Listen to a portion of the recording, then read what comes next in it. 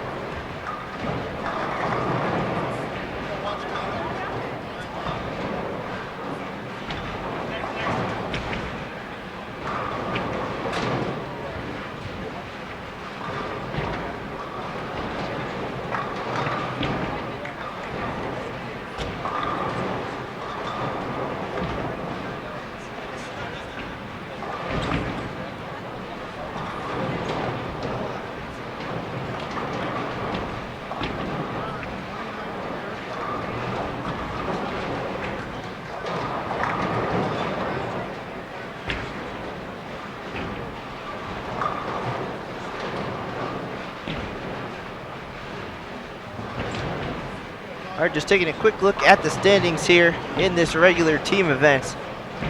Top of the leaderboard right now, 30-32 is the number these guys are chasing. Just one team on the plus side so far through 8 days of competition. This is day 9. We kick things off here March 7th with a very festive opening ceremony, highlighted by the appearance of Amigo Man, the mascot here in El Paso.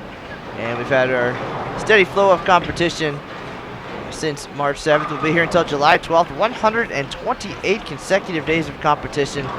Nearly 40,000 bowlers coming our way. We're right around 7,200 teams at this point, and still room to enter. So if you watch some live streaming or you read some posts and you're interested in coming to El Paso, there's still plenty of time. The deadline, July 11th. We've got room for you. Come on out and see if you can beat 30-32 and find your way to the top of the leaderboard. Again, as Aaron mentioned, these two teams very talented and always in the hunt here. And again, we saw that eagle up there next to Milbrath's name when we started today. That signifies success and a win here at the Open Championships. And we gave it to him and we took it away just for a minute. And now he's going to have to earn that back. And they've come close and put on some great performances in recent years. And a lot of teams always in contention. And we saw that actually last year with their neighbors, Yontas HI from Beaver Dam, Wisconsin. Always around the top of the leaderboard. Finally got it done, taking home the Team All Events title. We'll see those guys in April along with our other defending champions. It's a lot of hard work put in by these teams. We heard their support staff talking in the bleachers here before we got underway. And a lot of studying and practicing and just going out there challenging themselves on different lane conditions. Of course, you know when you come to the Open Championships, you're going to have to make good shots and make your spares to find success. And we're certainly seeing that so far this year. We just want to mention, you kind of talked about the Jans HI team, and especially these groups from Wisconsin. They really, this is kind of the pinnacle of their bowling season. They compete together in city and state competition, leading up to nationals, prepare as much as they can. And when this team came together a few years ago, this was the idea, to put together a team that could make a run each year. And the team we've seen the past 2 years actually featured Tony Buss and Matt Zagar as well. And Matt, I believe we have a story. You heard it a little bit better than I did, so I'll let you go ahead and tell it, why Tony Buss isn't here. Yeah, Tony Buss just yesterday, I believe, was actually what they said, a new child. So they welcomed a new son or daughter into the world, and of course, he was unable to be here for this year's appearance at the Open Championships. The team typically comes at the same time each year, and I'm sure there's good reasons there. And our well wishes, of course, to Tony and the family. And we look forward to seeing him possibly later in the event. Still plenty of time, again, between now and July 12th. And why not? Bring the little one, come watch some bowling. But they did say that he can, well, before they started, they said he could have his spot back next year. But should his replacement excel here in 2015, can't wait to hear that conversation. But Tony and the family, congratulations and best of luck, and hopefully we'll see you.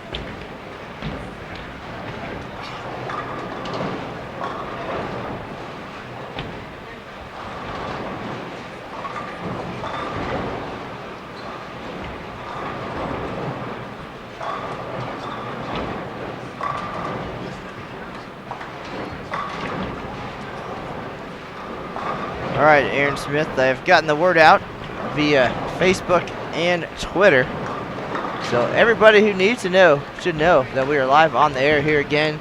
The 2015 USBC Open Championships. We're live behind lanes 21 and 22 here at the El Paso Convention Center.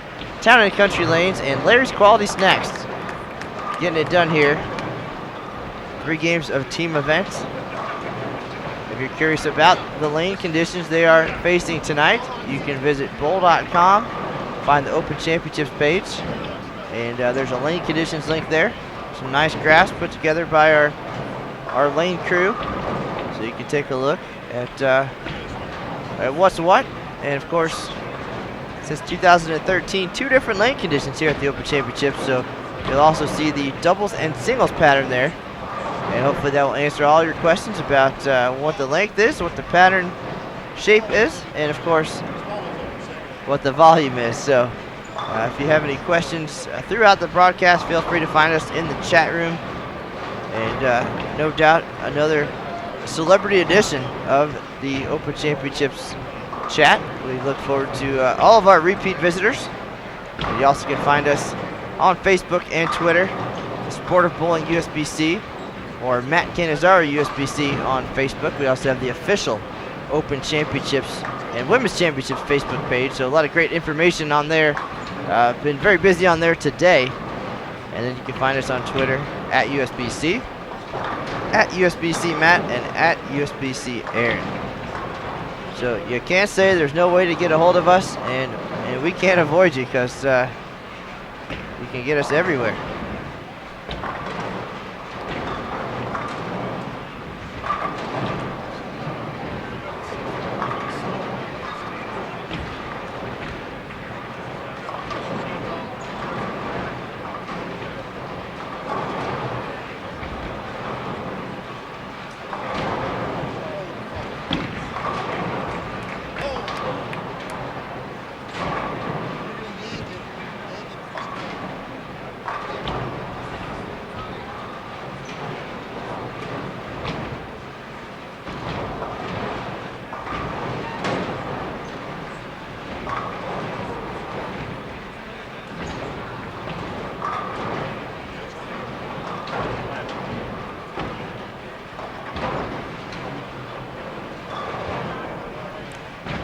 Talking about social media, Matt, and been busy posting today, but we almost had some excitement a little bit earlier today. Some Indiana boys out during doubles and singles, so why don't you give the folks at home a little recap of that if they haven't seen it already on our USBC Open and Women's page. Well, they certainly had me busy today. We had some great bowlers in town, of course, and we had a front 8 earlier this morning. A young lady actually started out 220 in singles and had the front 8 game 2. And the 9th shot wasn't as good as the first 8, and she did not continue. And then the very next squad, William Gray, started with the front 10. So that's the farthest anybody's gotten so far. We had a couple 7s and a couple 8s so far. But the front 10, 11th shot, a little bit wide. Left a 2-pin. Started with 288, ended up with a 690 set, currently tied for 5th place. So not a bad day, and just being out on the lanes a little bit today.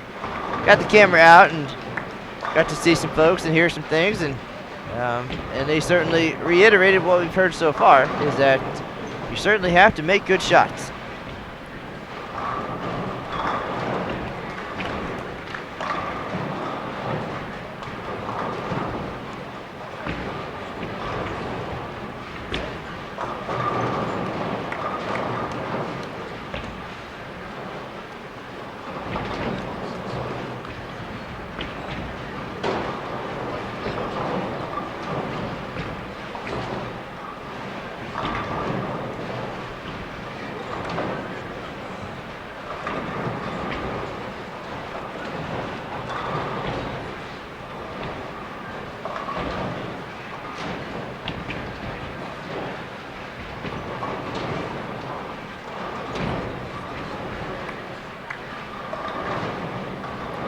I already see some questions coming in through the chat room. I'm going to catch up here for a minute, but don't be shy.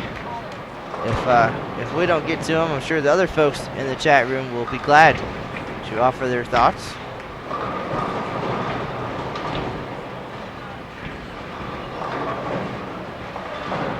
Appreciate everybody stopping by again. Matt Cannizzaro and Aaron Smith, and we are live here at the 2015 USBC Open Championships. Watching Towne Country Lanes and Larry's Quality Snacks.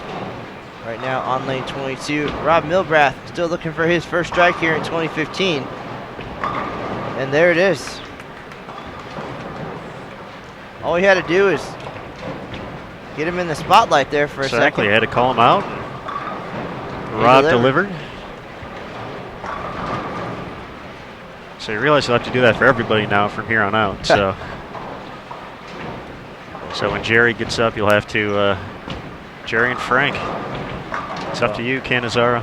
We've certainly seen these guys strike quite a bit in our time here at the Open Championships, and put together a nice video and a story last year for sure from the National Bowling Stadium. That was pretty fun to follow those guys last year, and like we said, they kind of set the pace. Obviously, the numbers ended up being a little bit bigger overall, and but you never know that until you actually post the numbers itself. So they kind of came out of nowhere and took over the lead by quite a bit, I believe, last year, 33-11. The year before that, they actually were going back and forth with another team on the squad in 2013, the Breakpoint Pro Shop crew out of Minnesota.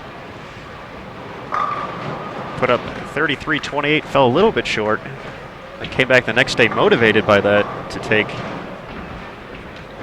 the team all events lead by a pretty sizable margin.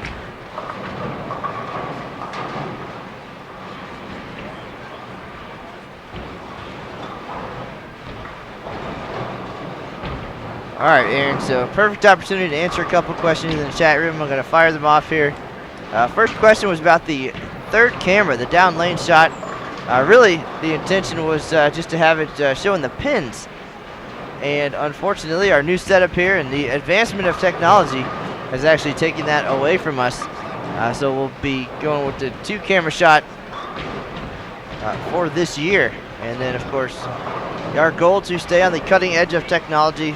We're always working to find the latest and greatest equipment. Certainly have come a long way with our setup and what it takes to carry it up the stairs even over the last couple of years. So Lucas Wiseman, very in touch with what's new in the world of live streaming. And I'm sure your back appreciates that as well for having to carry it all those times. Now it's so light, even I can do it. So thanks, Lucas. And you're welcome too for just showing me the way and letting me carry it up the stairs for you. All right, our next question, what oil pattern are they using? Again, if you want to actually see the pattern and some of the details, you can visit bowl.com/openchamp. Just click on the lane conditions tab and it'll give you a pretty nice graph with colors even to show you the pattern and all the numbers. Great shot by Reamer there, 4 out of 5 for Towne Country Lanes in the 4th frame.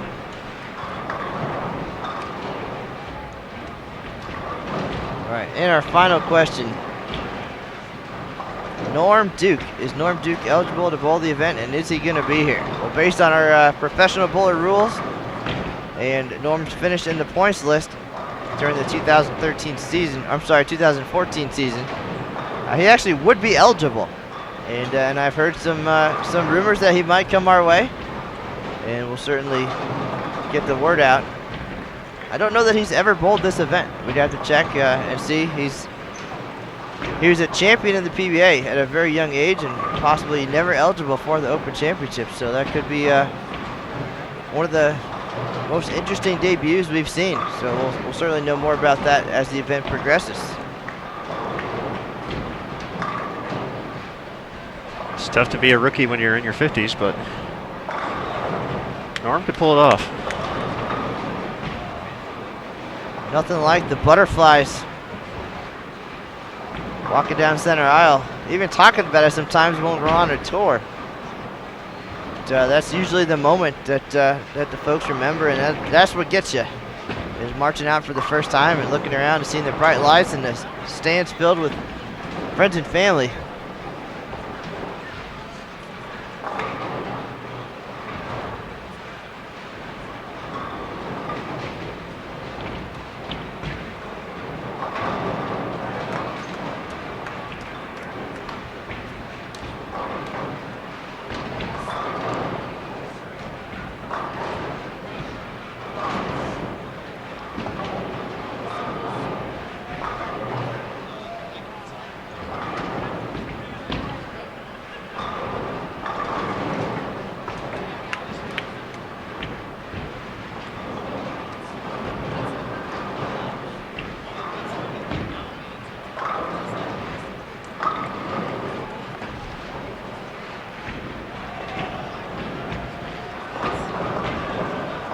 So if you saw that bright flash of light just now on the camera, that was a huge light bulb going off over Aaron Smith's head.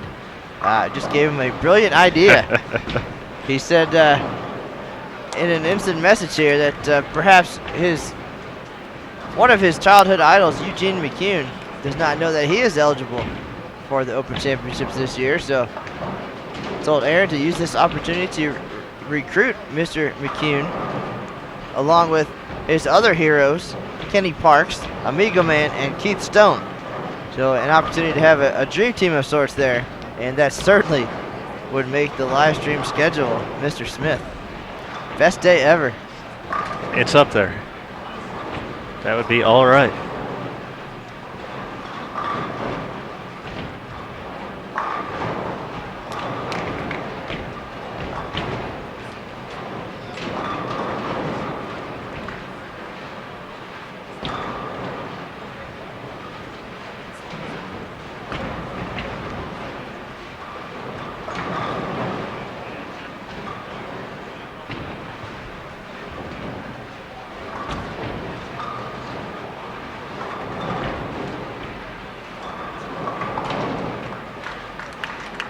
Kevin Brown covers up the 7-pin start with the front four.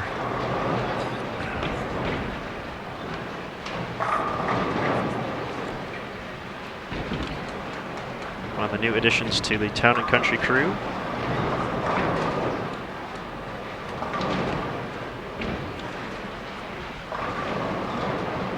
Making only his second appearance here at the Open Championships.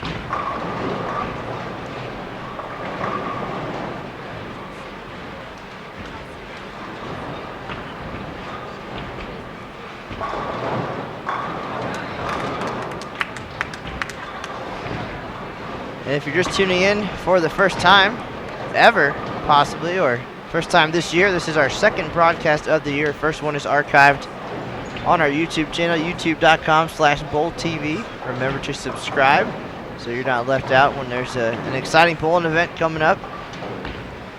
And if you are new, this is your first chance to check out our brand new venue. Custom built. Took 64 days from the day the first truck rolled in to the day we had the ribbon cutting on March 7th. 52 lanes here for the main event, the USBC Open Championships, and 10 showcase lanes off at the low end of the center. Showcase lanes being used for the Bowlers Journal Championships and team practice sessions. So you can check out details about the showcase lanes on bowl.com as well. Your opportunity to get a look as a team in the same environment, in the same room, same lane surface, oil, lane machines, with your team to work on a little bit of a game plan before coming out for the team event. This year, Brunswick did the installation for us, all the settee areas, lane machines from Kegel, our official lane maintenance provider. If you haven't checked those out, very cool. The Kegel Flex lane machine, custom painted, 13 in the world, and we've got 5 here at the Open Championships. We are hogging most of them. But at the end of the tournament, they will be put up for auction with the part of the proceeds going to Folds of Honor. So certainly happy to work with Kegel, one of our gold industry partners, along with Columbia 300, Hammer, and Storm, all working together to provide a future for the sport.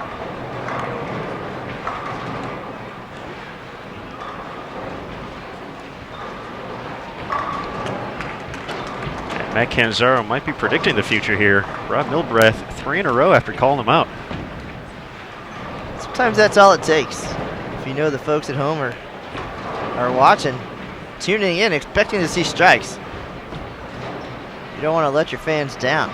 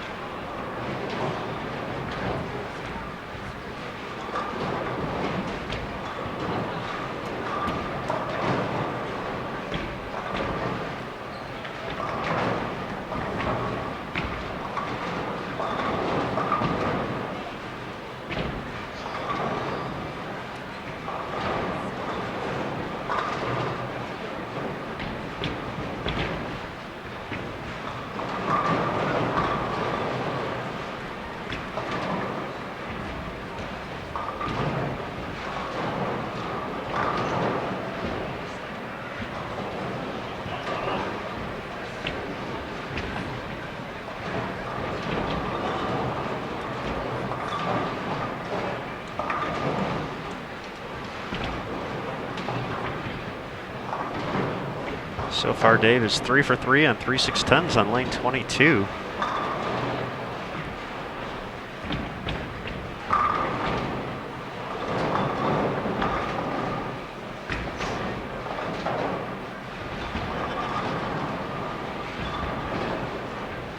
Need to chat with the guys and figure out what's going on over there.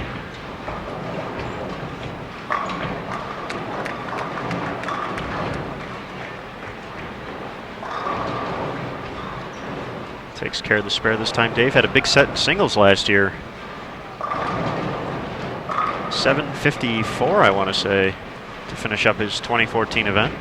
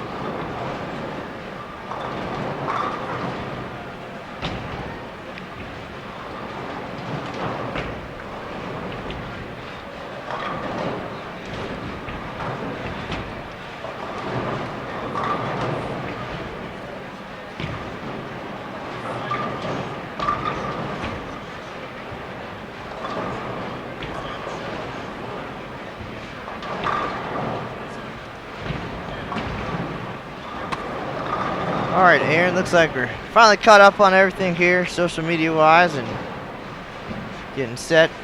Only took till the 7th frame to answer all the questions, read all the posts from today. It's been a wild one. We're slow starters.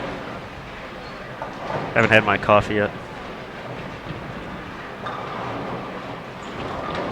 Well, we got kind of a laid back schedule this year, so plenty of time for lollygagging, I guess, as far as we're concerned. The first squad of the day doesn't start till 9 a.m. now. There's no bad squads at the Open Championships. Double singles at 9 a.m., 1 p.m. Team events at 5, and some days team events at 8:30. And other days that 8:30 will be at doubles and singles. And that will be the last squad of the day. So no more bowling before the sun comes up, or bowling until the sun comes up.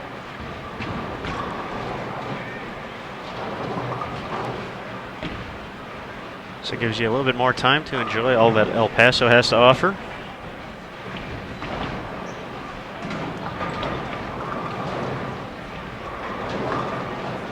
Folks at Destination El Paso providing plenty of materials. There's a on-site area when you walk into the convention center. If you look directly to your left, there's a, I wouldn't call it a booth, but an area. You can find out a little bit more about our hosting community here. Usually have a person on site as well if you have any questions. You can go ahead and print your airline boarding pass if need be. So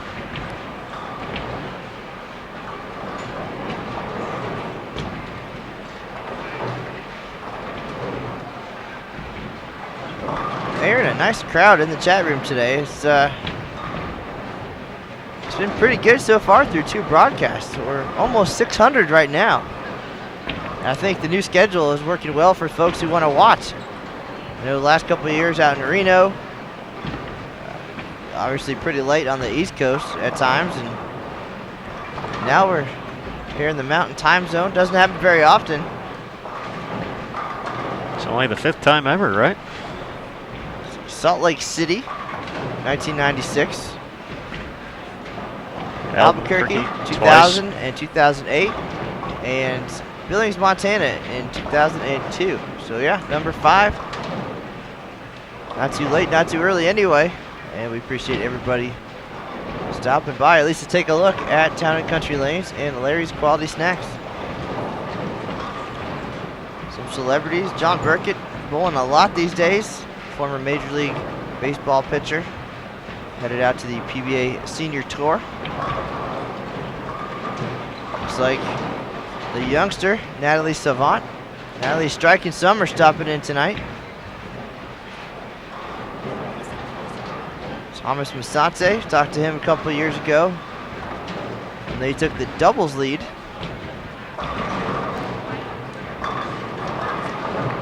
Always nice to see folks year after year come by, say hello. Appreciate, well, if it wasn't for them, of course we wouldn't be here, but appreciate them taking the time to seek us out, while secretly hoping that when they're done bowling, we'll seek them out.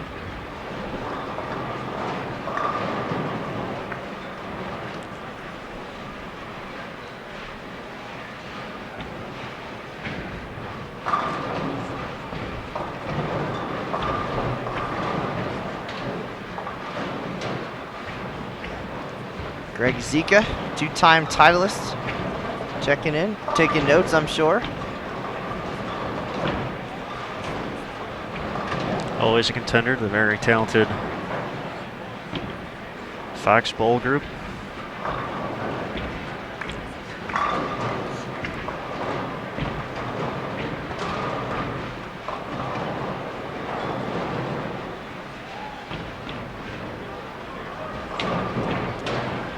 Just enough of the 6-pin for Reamer there.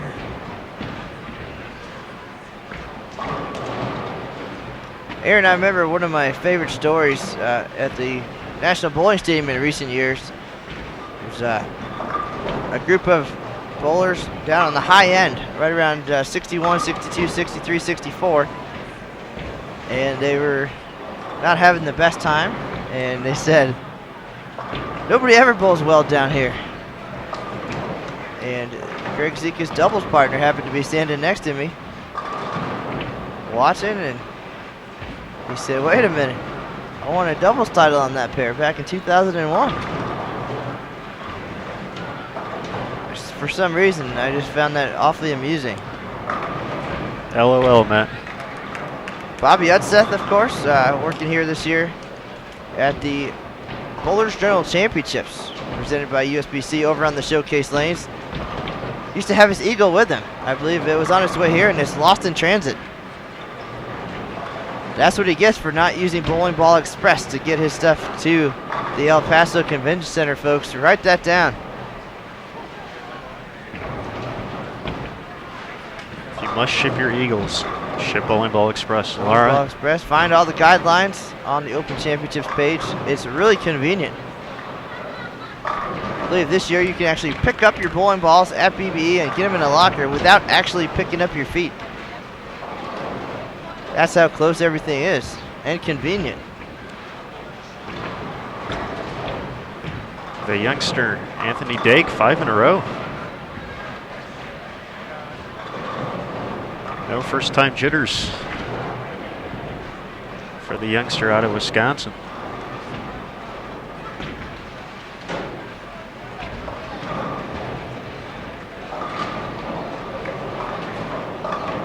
Aaron, always a pleasure to watch these guys bowl, and even better when we get a chance to do it officially on camera. And a nice support group they have with them. Always friendly, nice to chat with, appreciative of what we do. So when we come down with the camera, always very receptive, and it's always a good thing, folks, when you see the tripod and the camera coming out. But here on the big stage, certainly have to earn those big scores, do it in front of the big crowds and the camera.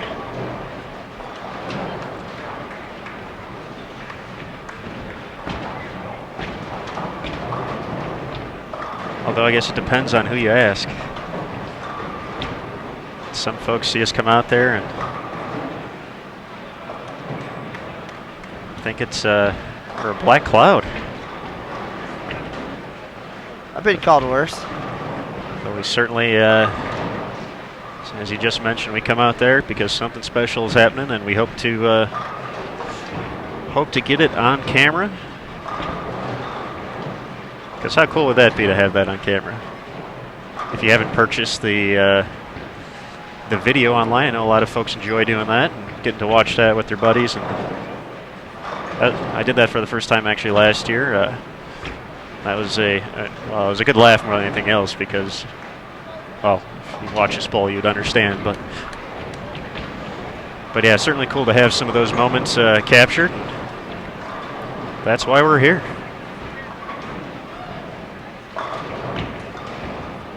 Well, I have had a bowler get a little upset with me for coming out with the camera, and then when it was all over with, sent me a note, said, can I get that footage? Never a dull moment here at the Open Championships.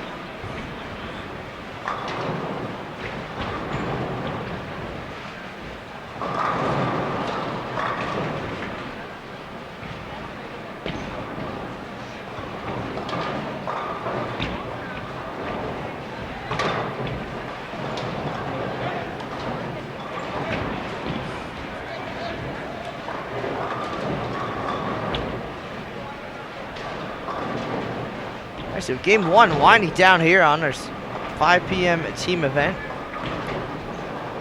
On the leaderboards right now, top spot, the Cutting Edge, Windsor, Colorado, 30-32. The only team to average 200 so far through 1 week of competition here at the 2015 Open Championships. Fifth place, 29.06. And to make the top 10 right now, 28.25. Certainly attainable numbers. A lot of bowlers coming in, seeing the leaderboard, and gets them pumped up and ready to bowl.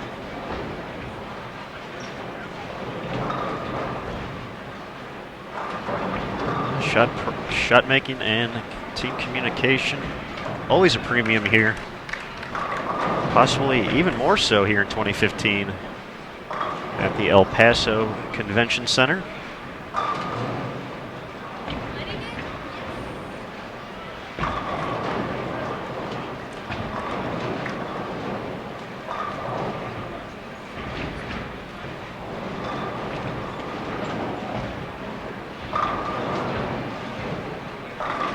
Sean Petty in the chat room saying, "Get ready, Matt." I'm always ready. Took the tripod out today. I think we're going to leave it out permanently. Kind of a grab and go as we head out to the lanes.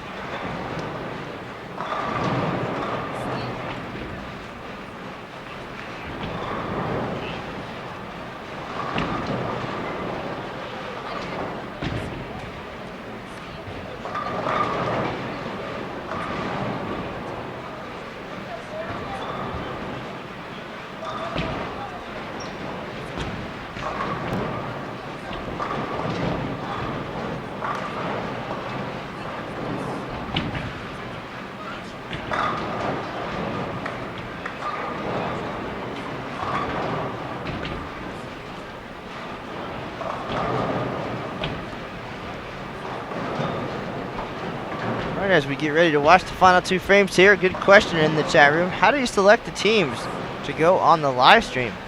Well, folks, we're already working on a list for next year.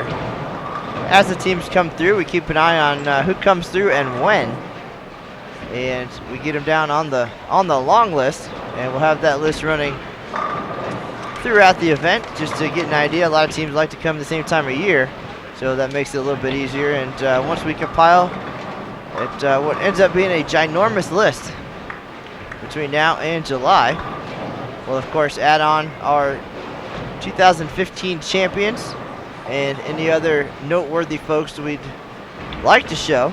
For example, last year we saw Bob Hart add his name to the 100,000 Pin Club list, and this year a no-brainer, Bill Lillard scheduled to possibly break the all-time pinfall record, so got him on the long list as well.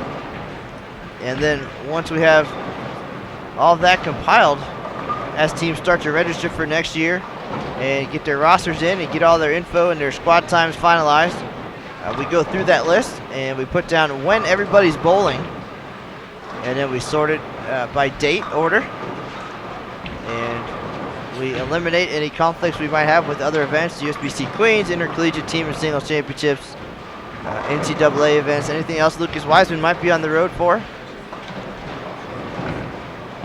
And then we just go through the list and we try to pick a pretty good variety. There's some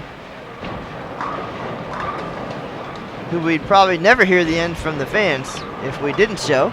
The Matt McNeils, Jeff Briggles, those guys bring in a lot of numbers, and they have a lot of supporters around the world, so we're glad to show those guys when we can. Otherwise, we want to fill the schedule from start to finish with talented teams, interesting people, and more than anything, entertain the bowling fans at home. And early on, a few less teams to choose from. That's why we only had one last Sunday, and then again this Sunday. Will be a little less time in between as we really get rolling here in 2015. So if you have any favorites that you'd like to possibly see on Bowl TV in the future, definitely send their names our way. We'll get them on the long list, and we'll narrow that down usually right around January, February, and come up with our final list that we post on bowl.com. You can find it there on the Open Championships page in the information area, and you'll be able to see what's coming up the rest of the way. And of course, as we saw a couple times last year, Aaron, sometimes the team event gets so exciting, or the demand is so great, that we'll bring out the cameras for a little bonus coverage. And we saw that last year with Janssens HI at a spectacular team event. And we said, why not? Let's get their doubles and singles on the air tomorrow.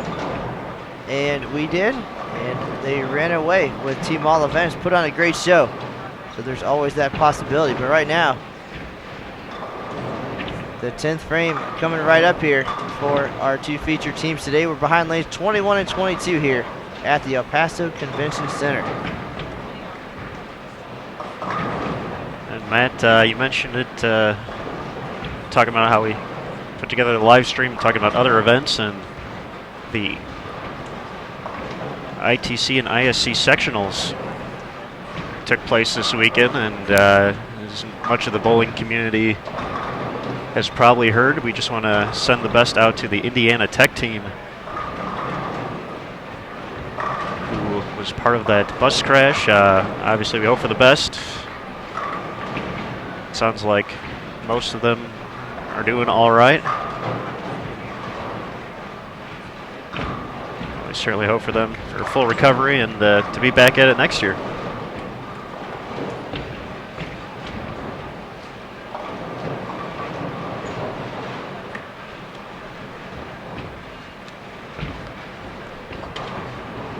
$1,000 still out there for Towne and Country Lanes. Only a few doubles here. Milbrath starting it off the right way. Just gotten pretty comfortable on 22. And then that happens. Maybe just a tad slow on that one, but got the first one, so he'll be in the two teens. So I call him out, and he throws a three-bagger. You call him out, 7 through the face. You're the jinx. You're the black cloud, Mr. Smith. It's been passed along. 7 through the face. I've heard 4 through the face before. 3 off the left, 3 off the right. I do that all the time, but.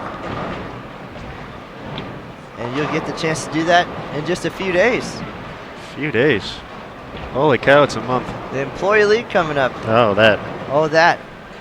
That's your warm-up.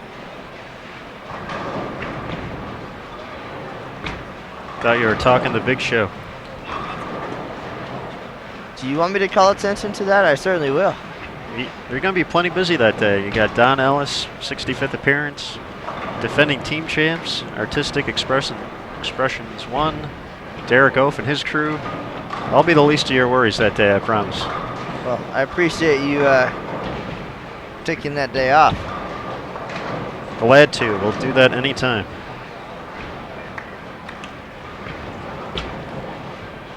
So, folks, just one addition to the live stream conversation here. We also have 3 video webcams up, so you can check out the action if your friends and family are bowling here at the Open Championships, but not on our featured pair here. You can watch them again. Go to the Open Championships page on bowl.com. Check that out. Live scoring also available, provided by X Bowling. You can find links to that on the webcam page or under the scores tab on the OC page.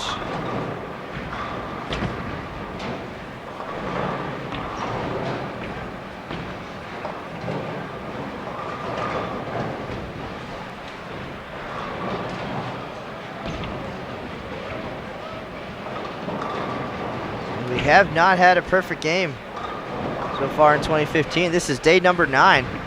We've seen 288 twice.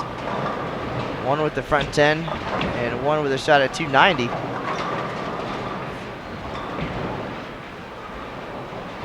However, we are 1 for 1 on live stream broadcasts for the team taking the lead.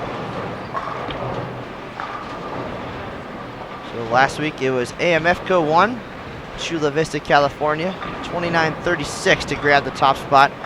Those guys are currently second. The Cutting Edge of Windsor, Colorado on top, 30-32. We'll see if we can have another new leader today, live on Bowl TV.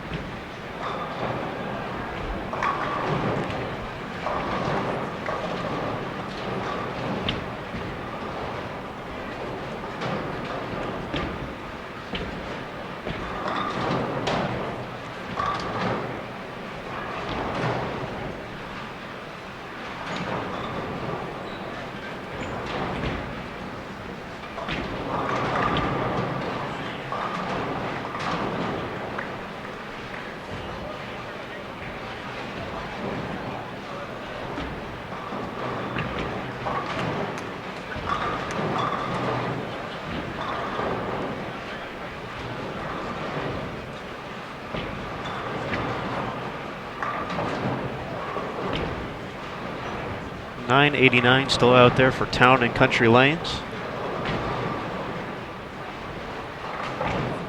They'll need the last 6 to get there, though.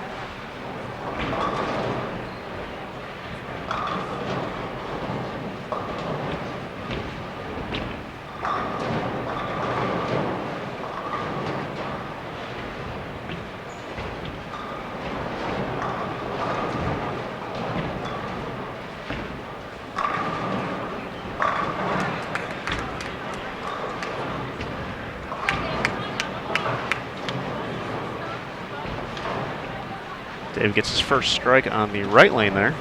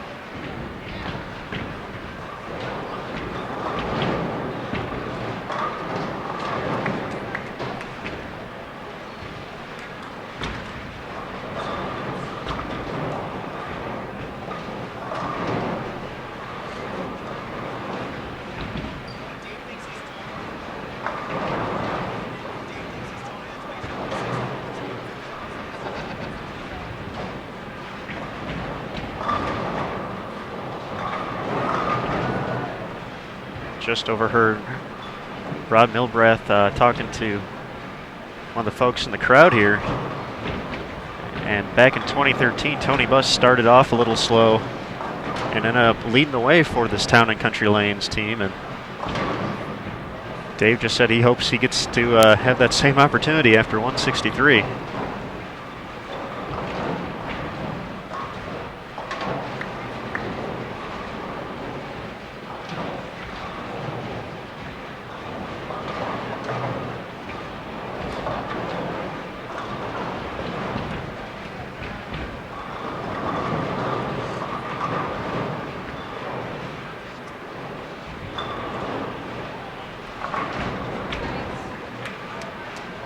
These guys are going to be just a little short of 1,000. I don't believe we've actually seen a team crack the 1,000 mark in the opener. Matt, you got the standings over there. I know we've had a few decent second games and third games where I don't think we've had an 1,100 yet, though. So Yeah, nobody in the top 10 at least. Of course, if you're curious about the standings beyond the top 10, you can check out the Open Championships page. Leaderboards updated after each squad. You can check out all the standings from each event and individual results.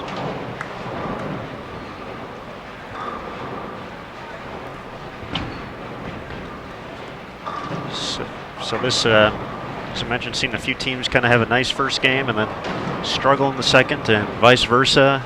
Some struggling early on, and we've seen the scores kind of increase game by game. That's how our live stream went last week with both teams on our feature pair got stronger each game.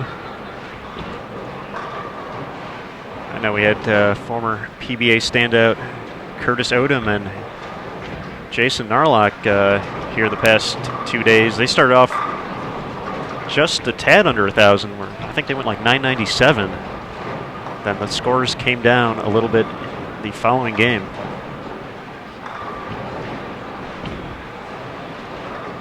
So I think they did not crack the top 10. Certainly two very accomplished bowlers, so certainly makes for a long 3 games out here, but we'll see how these guys handle it.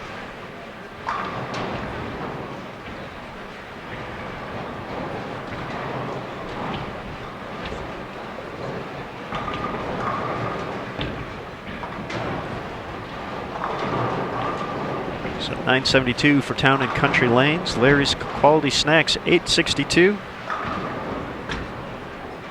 Well, our leaders, the Cutting Edge from Windsor, Colorado, started out with 924 before games of 1076 and 1032. So clearly they did something right along the way, and the lanes were nice for them. Games 2 and 3.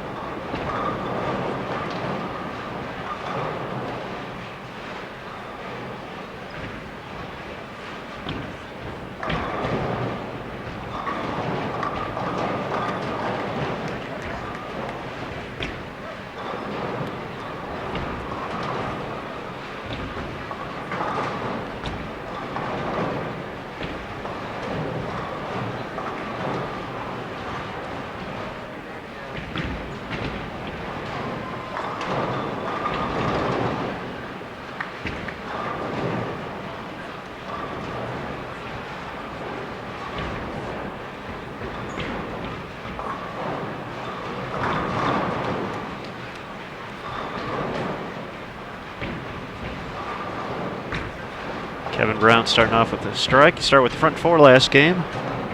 Ran into a few opens though for 199. Quick rundown of the scores from game one. Rob Milbrath at 216, Anthony Dake 208, Kevin Brown 199, Dave Gajewski 163, and Jerry Reamer 186. Get to that 972. Alan Johnson 187, Steve Stone at 159, Frank Hasselwander 159, Larry Willems 158, and Tim Rule 199 for 862.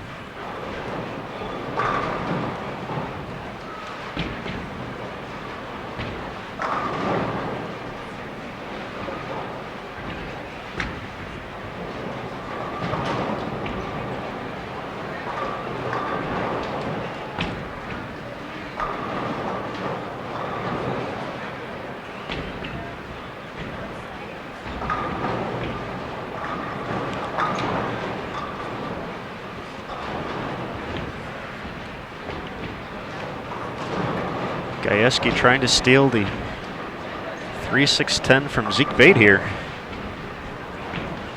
Left quite a few of them on lane 22. Had double in the 10th to finish up game one.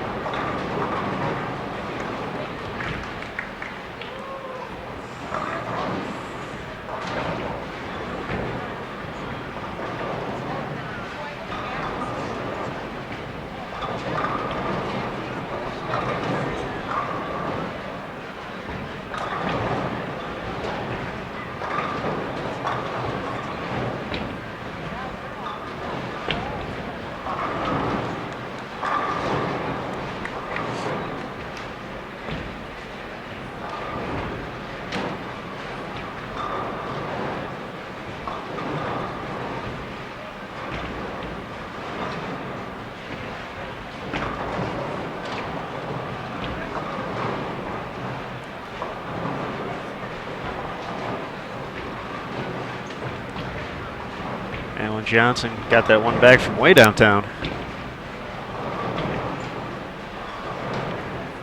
Johnson had a run at perfection here back in 2010, I believe.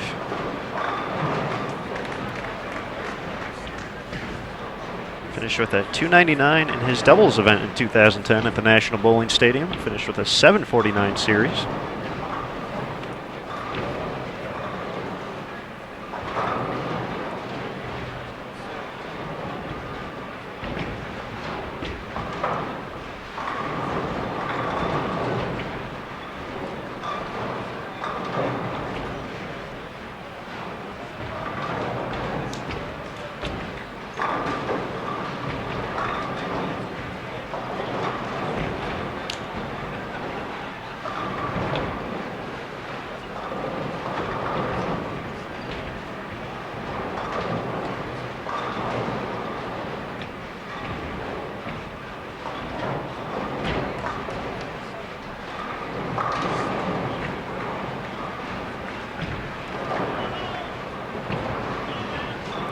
See one of our lane monitors down there right now at the bottom of the screen in the bright green shirt. Handing out some Pride Award pins to these guys for dressing for success, a big part of the Open Championships here. If you dress like a team, we reward you.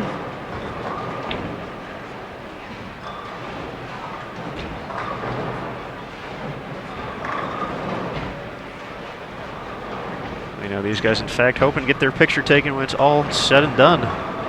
So all look good. Good shots like that will help. Gajewski mixing them up.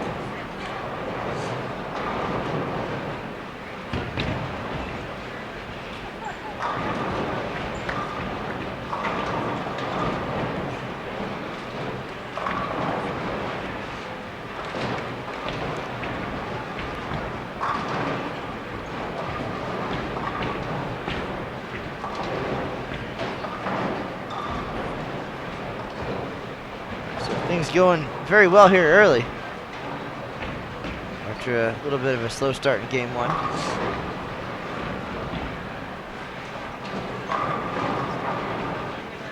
A lot of strikes on the board. Filling frames, certainly key to success here.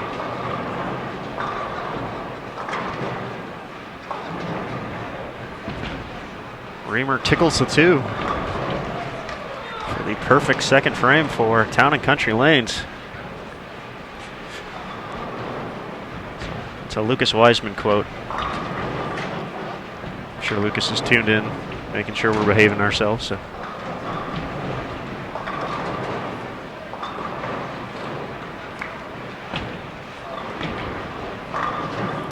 But yes, Matt, I couldn't agree more. This 38-foot pattern has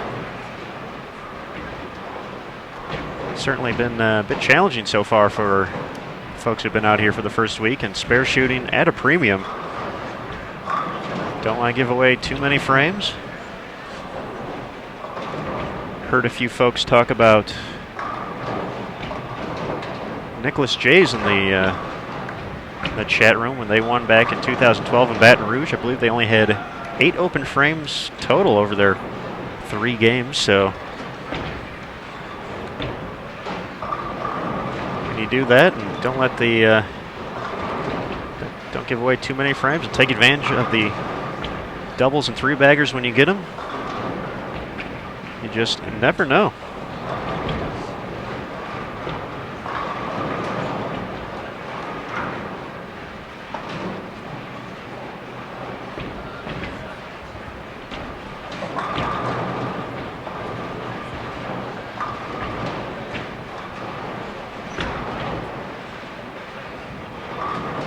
We have some folks trying to look at the live scoring on X Bowling. I know that internally we had a little bit of a glitch earlier that actually delayed us getting the standings overall. So we got the team event standings here. We're looking at those right now, but they told us a few of the other categories would be coming later as they figure out what happened there. So that definitely could be causing a delay with the X Bowling stuff. So we'll keep an eye on that. Everybody knows that things aren't quite caught up, so we've got the word out.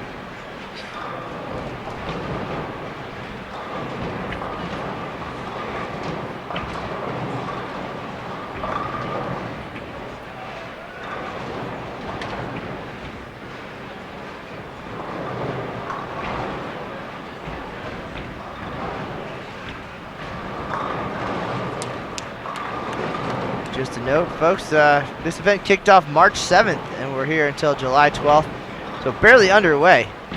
And the highest series that we've seen, 742, rolled by Terrence Reeves in the team event. He went on to take the all events lead with 1978. Of course, the true test of versatility, having to conquer 2 different lane conditions here at the Open Championships. And if you're curious about either one of those, certainly check out the graphs on the Open Championships page on bowl.com. And if you're heading this way, be sure to call ahead and reserve your time on the showcase lanes. You can get a practice session. If you have 2 teams, up to 10 bowlers, you get a pair of lanes for $150. So if you get all 10 out, it's 15 a guy. That sounds like correct math so far. And then new for this year, if you only got 1 team, you can still take advantage of it. You can get a single lane for $75. So that same idea, 15 bucks a guy or a gal, and get an idea of what the team pair is going to give you. Obviously, you can tune into our live streams as well. Check out the archives on Bowl TV. And of course, the Bowlers Journal Championships presented by USBC, also on the showcase lanes, featuring the doubles and singles pattern, 39 feet over there. So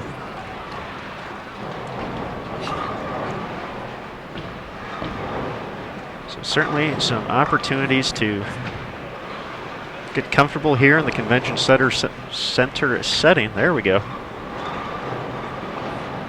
Acclimate yourself to the high ceilings and the just the championship feel.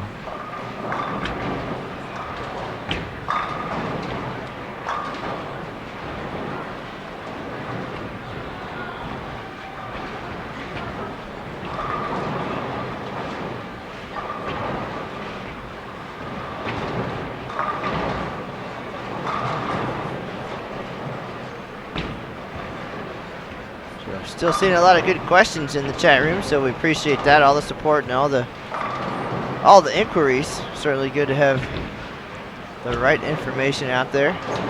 When this event is over, while it took 64 days to put it all together, it's going to take about 2 weeks to tear it all down. We'll do it gently, of course. All salvageable materials, lumber and such, will hopefully live on in the community here in El Paso, donated to a charity and used in building homes or other useful structures in the area. All of the lanes and machines will go back to Brunswick and eventually be sold off to bowling centers around the world. Same with the bowling pins. The lane machines, again, there's 13 in existence with the red, white, and blue airbrushed eagle, brought to us by Kegel. Those will be auctioned off, and the money going to Folds of Honor. Here's a trivia question for you, Mr. Canizaro. Put me on the spot. I don't expect you to know this, but oh, okay, good. So I would be impressed. When I don't. You mentioned the lanes finding new homes afterwards. Can you tell me where the lanes from Billings, Montana are at right now? I cannot, but I can tell you where some of the lanes from 2009 in Las Vegas are, as well as the pin setters from 2008 and 2009. But you go ahead and you tell me something I didn't know. These are actually installed at Stardust One Bowl in Hammond, Indiana. So got an opportunity not to compete in 2002 because I was just a little guy back then. But yeah, they actually were renovating the house and were able to get those lanes. So some memorable moments for me at that house. Did a lot of our high school bowling over there, so always enjoyed those opportunities. But so it is true, they do live on. Probably very cool for that center to say that they have a piece of tournament history. Of course, one of the highest scoring events in Open Championships competition. We've been at this for 112 years. 2002 featured a record 64 perfect games.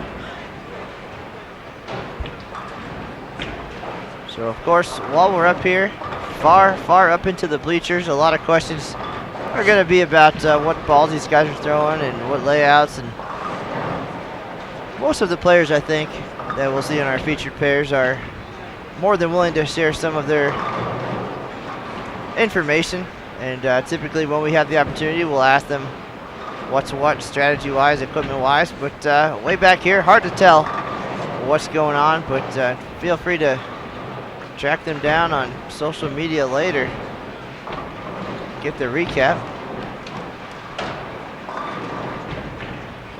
Really, we're just here to entertain you for 3 hours and be witty and tell cool stories about things that are pretty insignificant in the big picture. So for those of you with the sound still on, we thank you.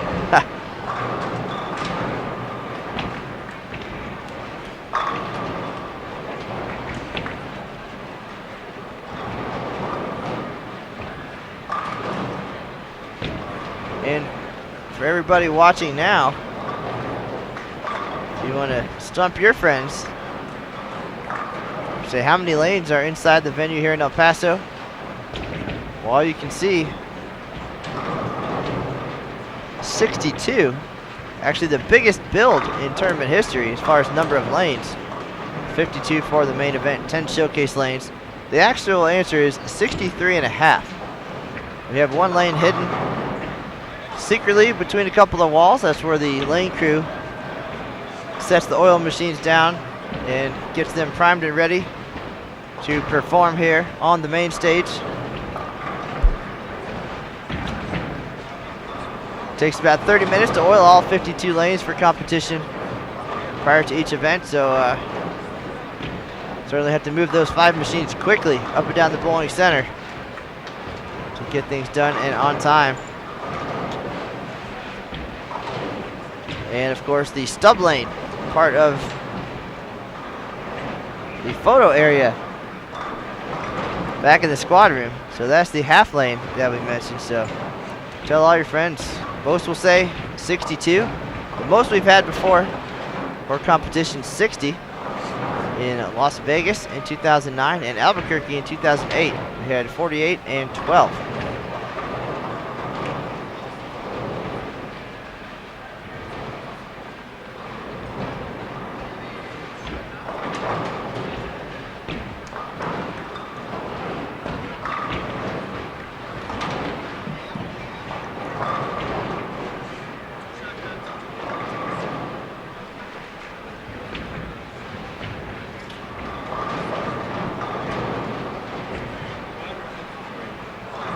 Very nice turnout tonight. We appreciate it. For anybody joining us for game 2 here, this is Matt Canizaro and Aaron Smith. We're live behind lanes 21 and 22 here at the El Paso Convention Center. Day 9 of the 2015 USBC Open Championships. You can find all the news and notes on bowl.com, and we've had a lot of stats and recaps along the way on our Facebook page, the official OCWC Facebook page. A lot of great information there, so check that out. Sometimes something might not be newsworthy enough to make the big spotlight on bowl.com, but we'll get out some little details in our social media to keep things fresh and informative. Tough break for Reamer there, leaving the 4-9. Back-to-back opens for him. The rest of the pair clean so far, though, so see if his teammates can hold him up here. They got a few doubles already for Towne Country Lanes. Larry's quality snags. No holes so far.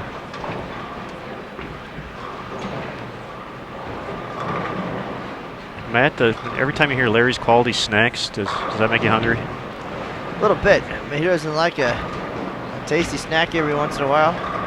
Cheese and crackers. A staple in the Aaron Smith diet. Matt, I'm going to the convenience store. Do you need anything?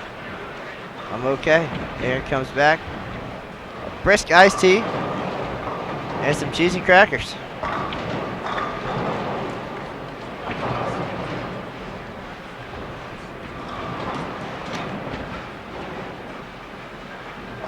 That's how I stay so lean.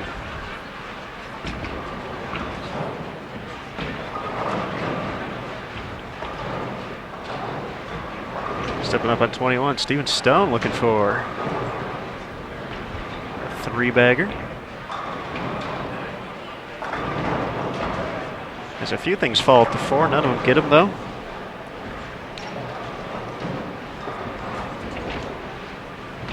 A lot of strikes on the board already, and not a huge number these guys are chasing. 30-32 at the top of the standings. Certainly attainable. They've been in the top spot before.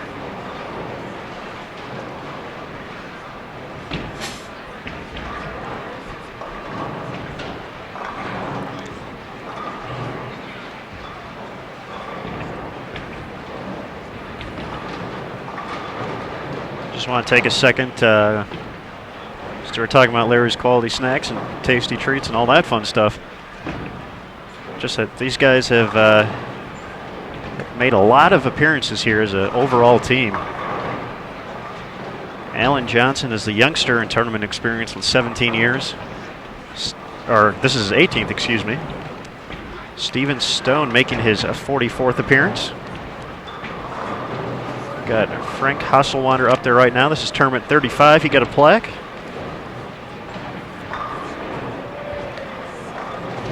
And he got a strike right there.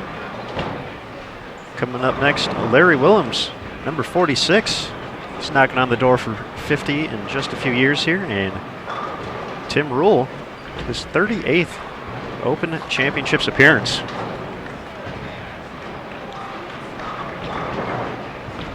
So quite an impressive number for these guys.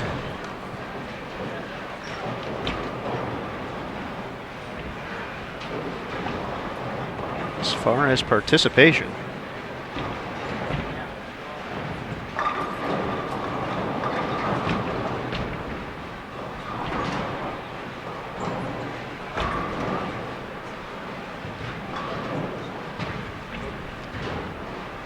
They're also showing you that maybe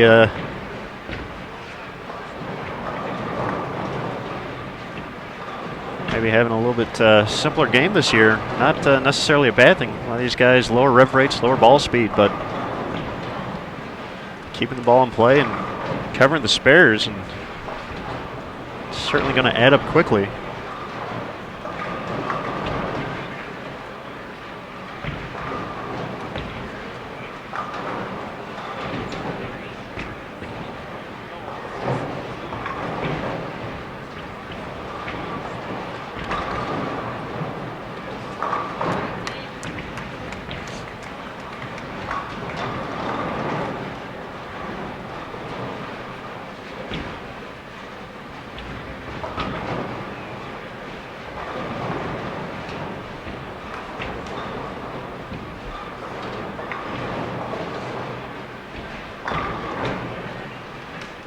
Big double for Rule there, picking up Willems after team's first open. See if Jerry can get back on track here in the 5th.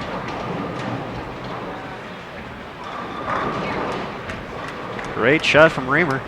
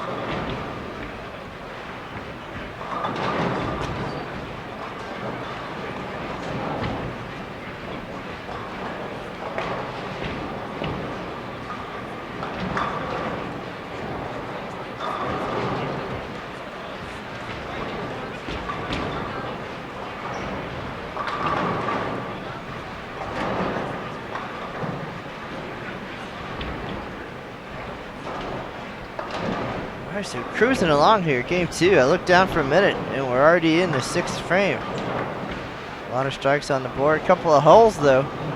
Gonna slow things down a little bit for Towne Country Lanes. 972 start, not bad. See, the highest in our top 10 for game number 1, 999.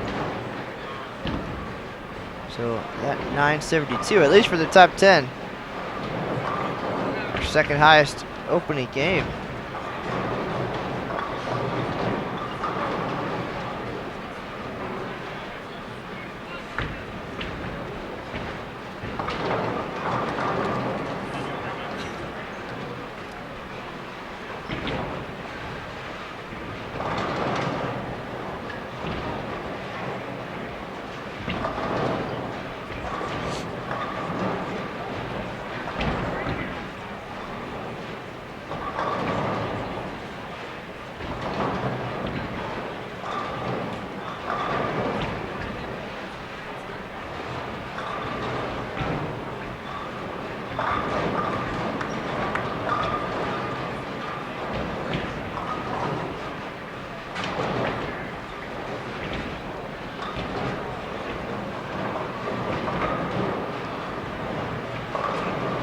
Willems bounces back with a mixer after the open in the 5th.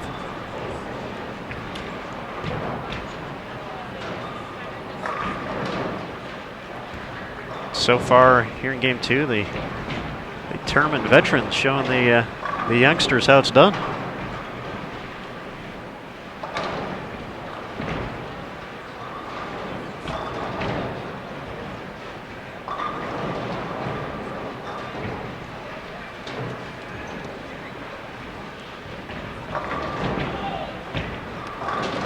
Bagger for Rule.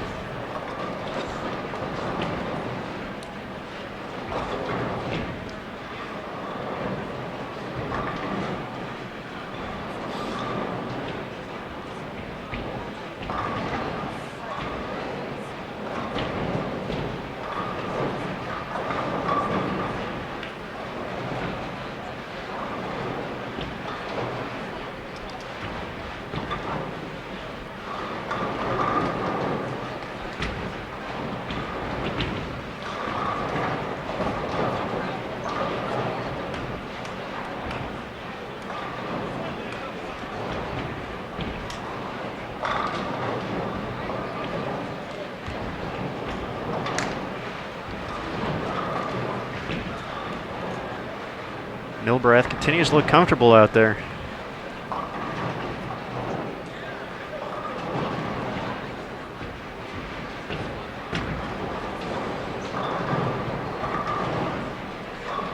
We're doing some research for this live stream. I talked to my favorite Green Bay Packers fan, Eric Pearson,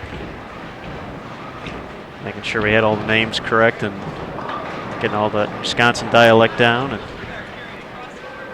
he said all these guys out of the Kenosha area. Got to mention the Mars Cheese Castle. think those guys powered by cheese right now with all the strikes we're seeing. The youngster Dake comes up a little bit light, unable to carry.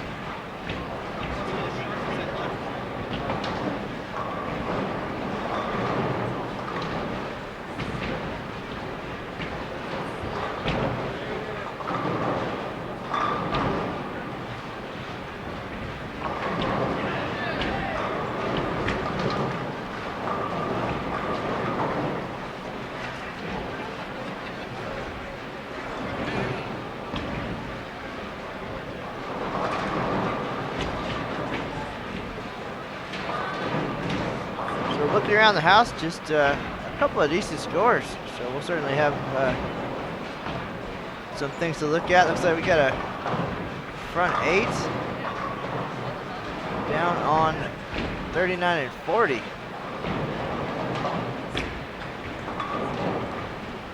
Looks like Rick Menele. I believe he's actually had one here before. Talented group out of California took the lead for a squad, I think, back in 2013. Well, Mr. Smith, that said, I'm actually gonna head that way. Keep an eye on things. All right, man. I know you can handle it here. You've come a long way, little guy. See you in a minute. We'll keep you updated.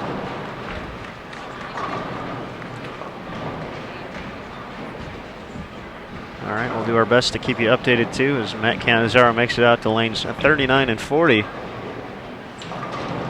We're behind 21 and 22 right now. Watching Towne and Country Lanes and Larry's Quality Snacks out of Heartland, Wisconsin.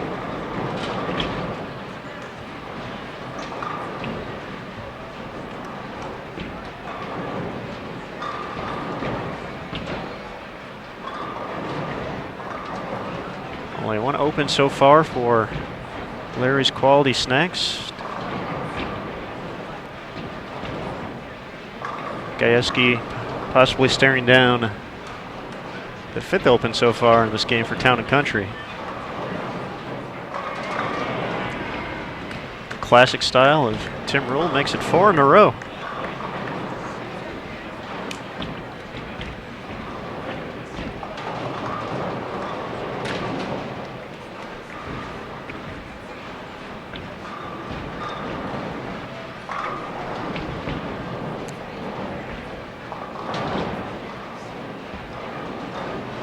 Again, we want to thank everyone for joining us. A big crowd here on Sunday night, more than 700 people tuned in right now. So we appreciate the support and continued support here at Bowl TV. I'm Aaron Smith alongside Matt Cannizzaro. We are at the 2015 USBC Open Championships in El Paso, Texas at the El Paso Convention Center.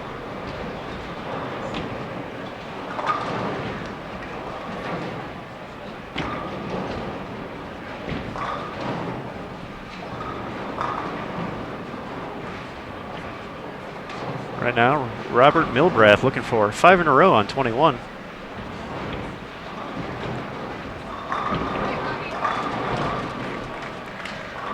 .216 in the opener for Rob.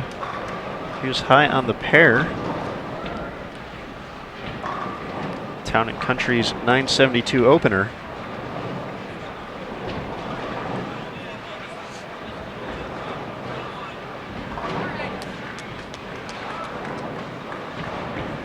He's leading the way here again. .270 still out there.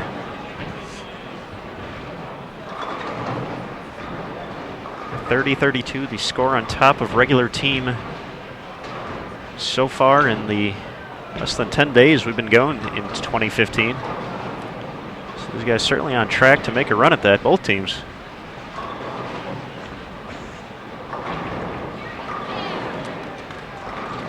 The youngster bounces back after the open.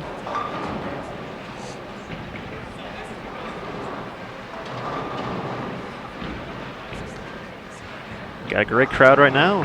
We would appreciate it if you want to share on your social media pages, Twitter, Facebook. By all means, let folks know you're watching Bowl TV. And of course, if you want to follow the USBC on social media, Sport of Bowling is on Facebook, facebook.com/USBC. On Twitter, @USBC. You're watching us live on Bowl TV, youtube.com/Bowl TV. And of course, the granddaddy of them all, bowl.com, your one-stop shop for all information. If you're looking specifically for Open Championships information, you can go there directly, bowl.com/OpenChamp.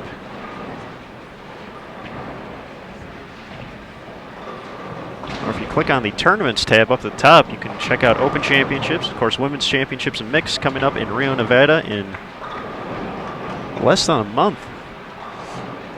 Mixed, a new tournament designed to give folks who may be a little intimidated of this kind of atmosphere a chance to experience it firsthand in a fun and laid-back environment. What better place to experience that than the National Bowling Stadium, the Taj Mahal of 10 pins.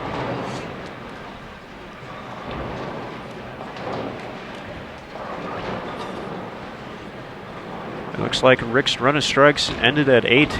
He had a 9 count along with a spare over on 39 and 40. So no 300s just yet here. The 2015 event.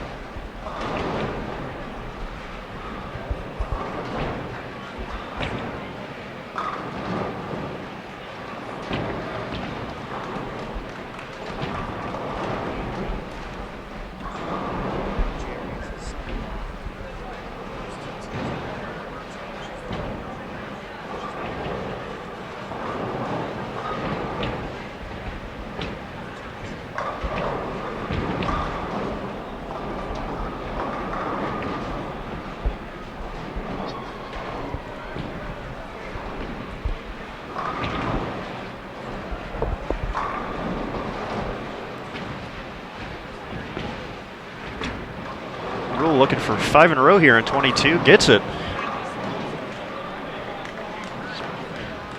Showing off that 38 years of experience here at the Open Championships.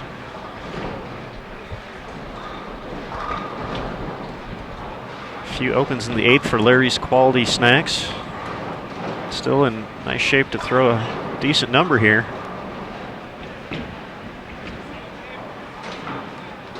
Robert Milbrath, though, pacing the way. to set up the foundation frame here with a strike for Towne Country Lanes.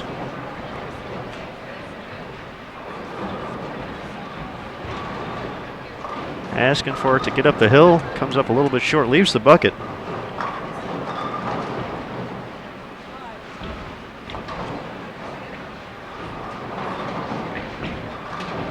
These guys wanted to give a shout out to the proprietor of Towne Country Lanes, Meryl Draper. Runs a lot of events in Wisconsin. Heard a lot of good things from those guys, so they just wanted to take a moment to send their thanks. The first open of the day in the 9th frame for Milbrath. Still get to 230s, but certainly like to have that back.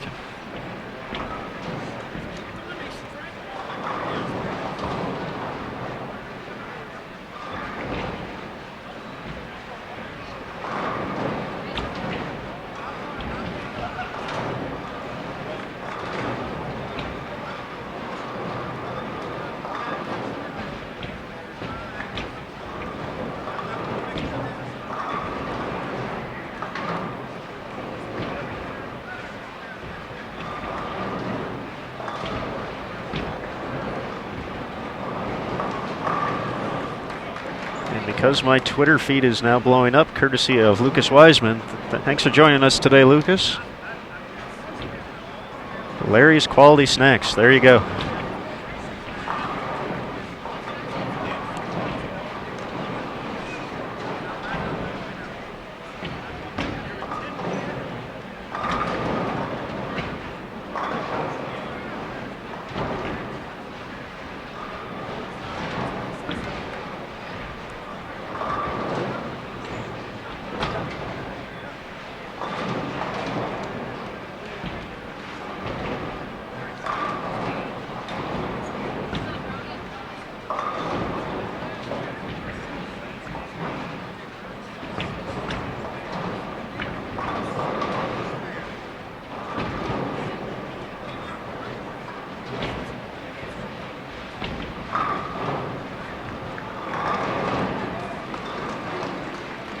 Tim Rule making light work of this 38-foot pattern here in Game 2 after 199 in the opener. Six-bagger to set up the 10th. 4 out of 5 for Larry's Quality Snacks.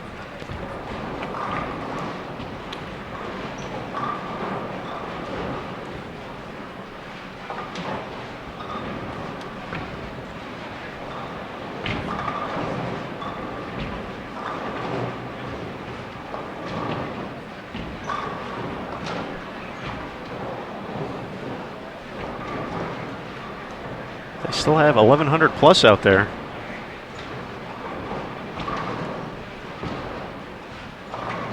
They were able to throw a lot of doubles.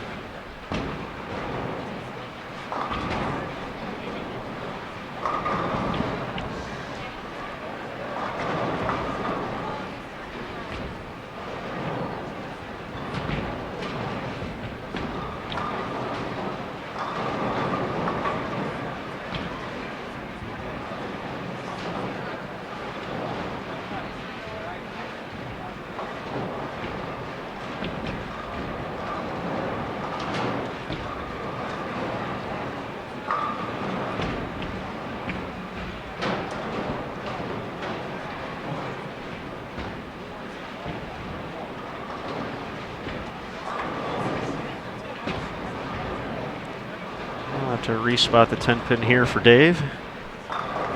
Lanemeyer's working quickly on that.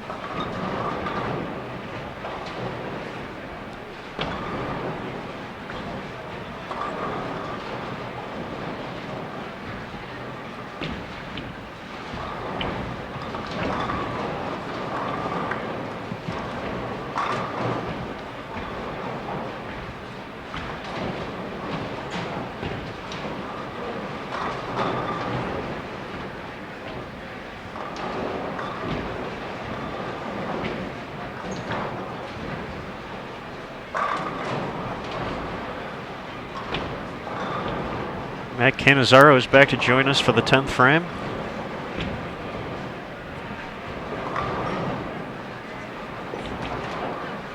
And your report on 39 and 40, Mr. Cannizzaro. Well, Rick threw a good shot there in the 9th frame, left a swish 7, and looks like he's going to finish with a spare here in the 260s. Started game 1 with 167, so things came along nicely in game 2. His teammates said he was throwing the ball great here, and that 9th shot certainly was pretty terrific, just came up a little bit short. He's been there before, of course. And those guys finished with 947 in game 2. Again, that's 39 and 40. We're way down here, line 21 and 2, but give me a chance to get some exercise, stretch the legs, get the camera out one more time, get a couple sips of Soda Shack, and listen to a little Mick Jagger on the way back to the booth. So here we are, and getting ready to wrap up game number 2 on our featured pair. Things going pretty well again. 972 start.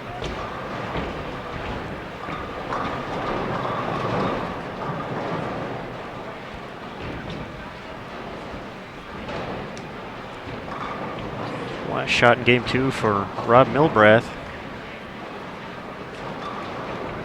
Finishes 222 to go along with his 216.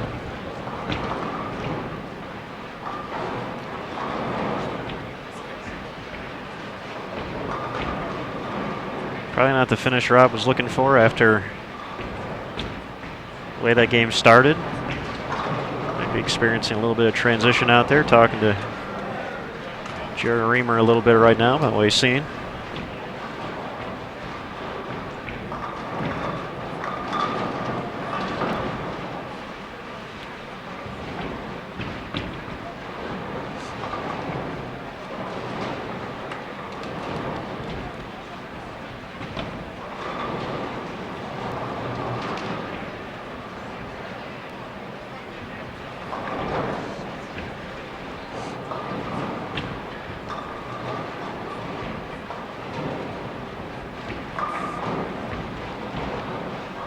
Anthony Dake looking at another open in the 10th frame.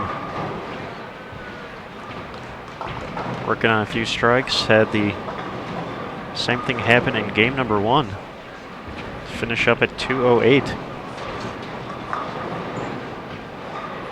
Alan Johnson finishes it off 220.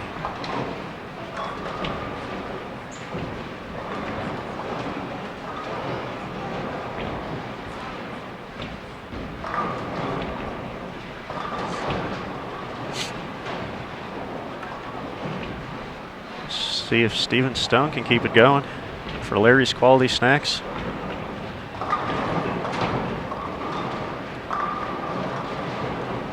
String of strikes ends at 3.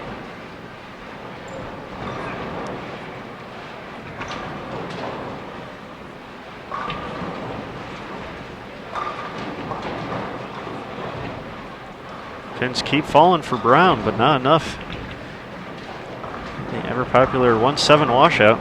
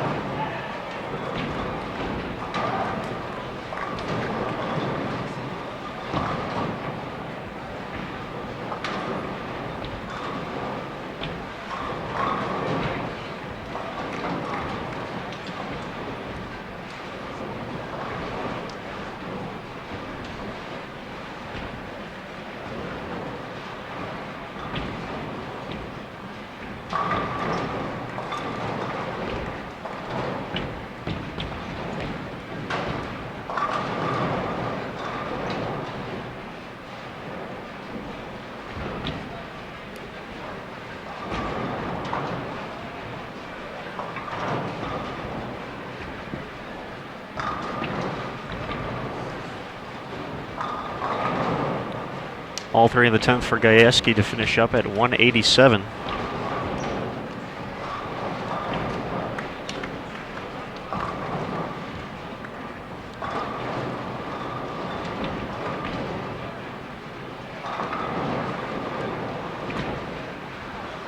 Reamer can throw all 3 in the 10th to get them to 997, so chance to improve still out there.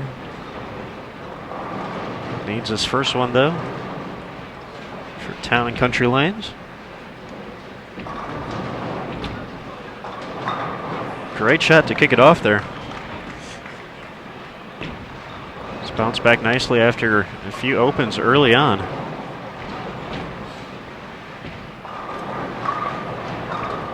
Definitely not the 9th and 10th frame these guys were hoping for, but still a decent number out there.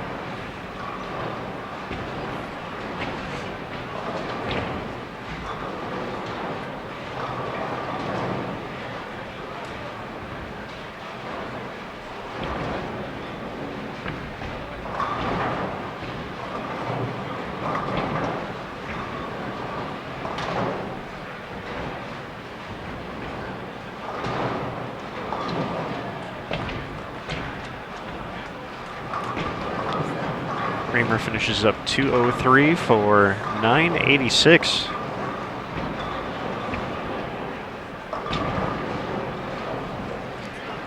Puts him at 1958 after 2.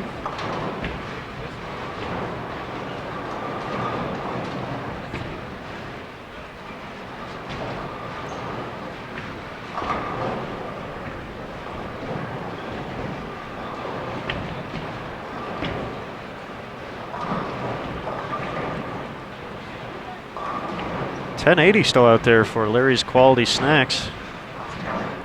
Tim Rule working on a 6-bagger. Finish up 268 here with 3 more in the 10th. Got that one a little wide though. Doesn't make it back.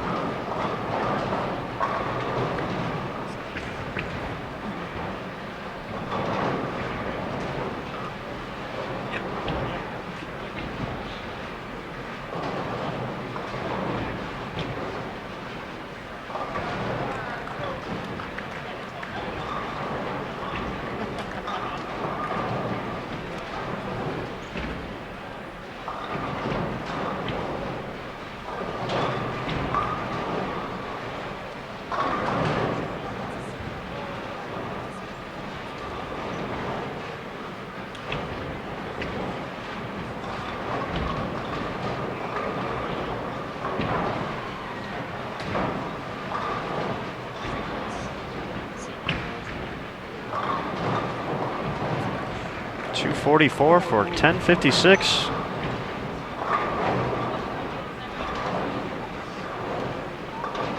A nice game there by the tournament vets.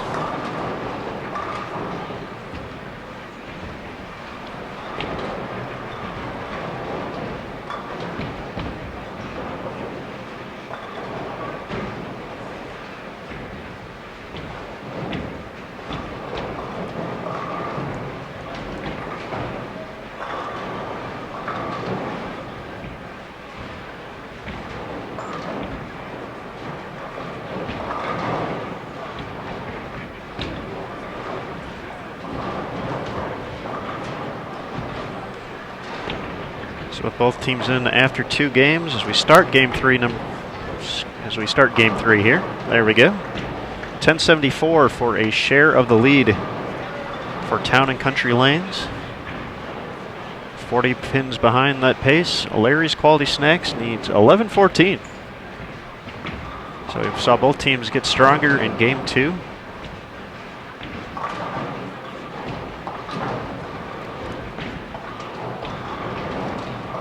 Not the way Towne Country wanted to start game 3 there, and open for Milbrath. We'll see if these teams can put together for a big final game here on Bowl TV. Thanks again, everyone, for tuning in. This is Aaron Smith alongside Matt Cannizzaro. The 2015 USBC Open Championships at the El Paso Convention Center in the Sun City of El Paso, Texas. Our first time visiting this city in 112 years here at the Open Championships. Fourth visit to the great state of Texas.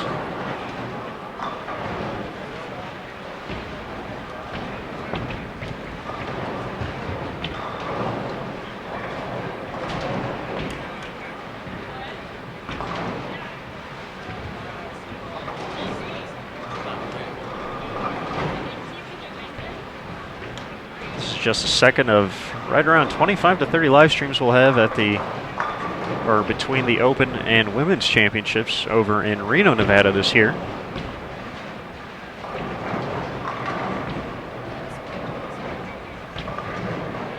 So if you're not sick of Matt and I yet, give it time.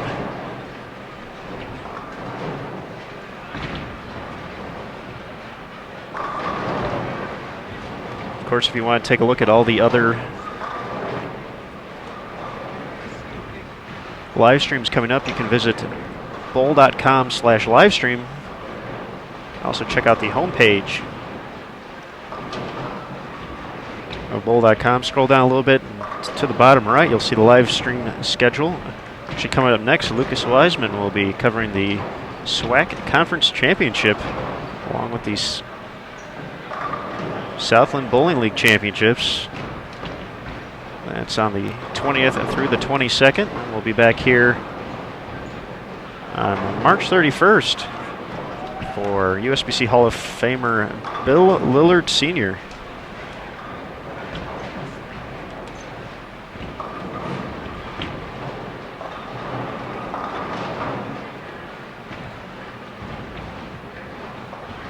As he makes his run at the all-time pinfall record, 123,770 has been posted by Joe Norris in his 71 career appearances. Mr. Lillard making his 68th consecutive appearance is 852 pins away from tying the record, 853 to take it over for zone. So that'll certainly be a special event, and we hope you want to be a part of that as well here on Bowl TV.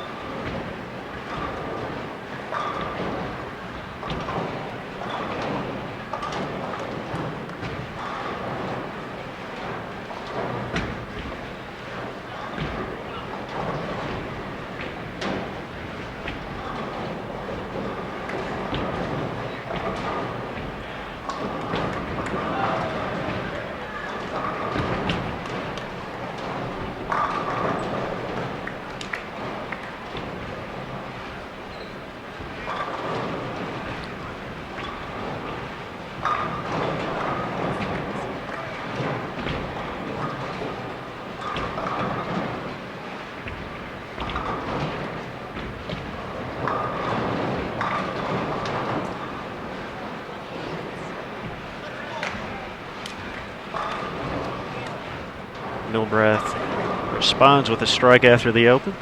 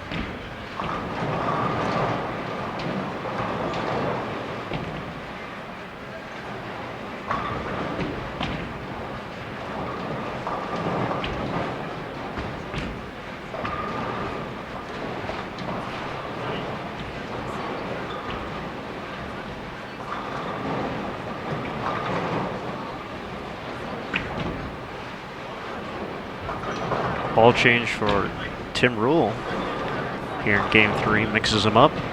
Able to get the 7th pin out.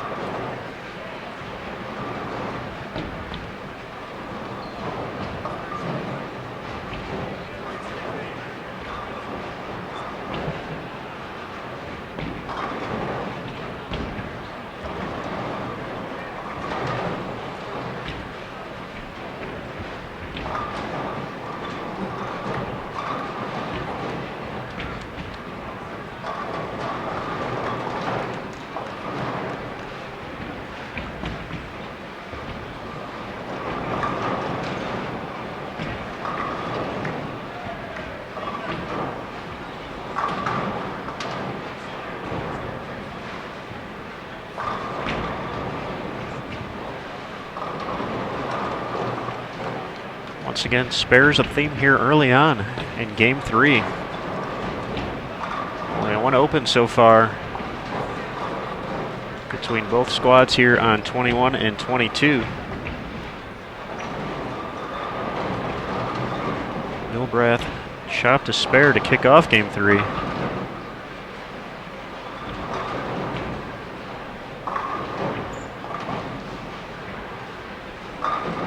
Not like that offering in the 3rd.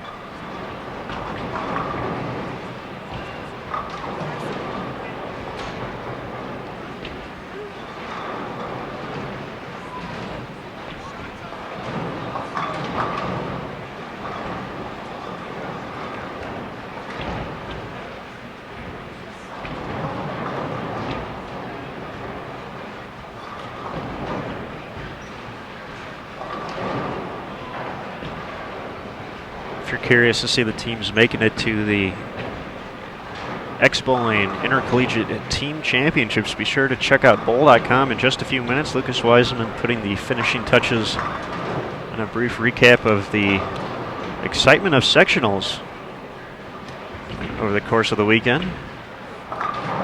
Top 16 men's and women's programs have been determined through 4 sectionals throughout the country. So be sure to check that out. And once again, our best wishes to the Indiana Tech crew for a speedy recovery.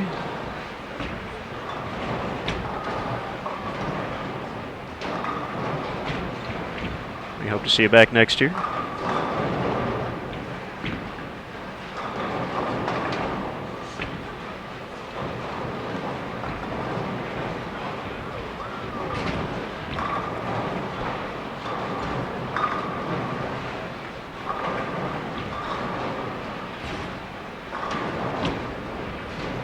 All right, so Mr. Smith, I just turned my head towards the lanes and I see 2 messes on the deck there on 21 and 22.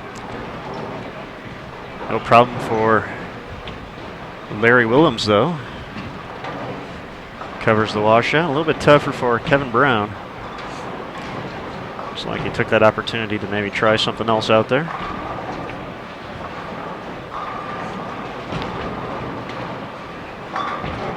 If you look at the score in the bottom right corner, the tournament veterans with Larry's Quality Snacks showing the kids how it's done.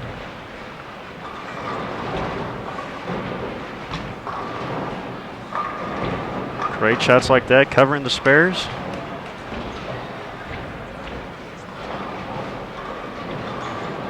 Some old-fashioned bowling going on.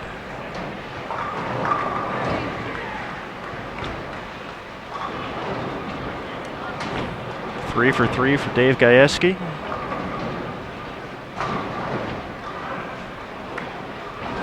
Reamer looking to match, make it 3 for 3, and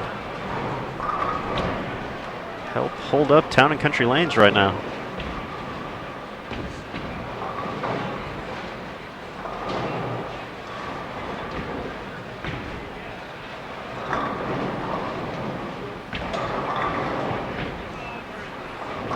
Gets a nudge on the 4, but doesn't quite topple over.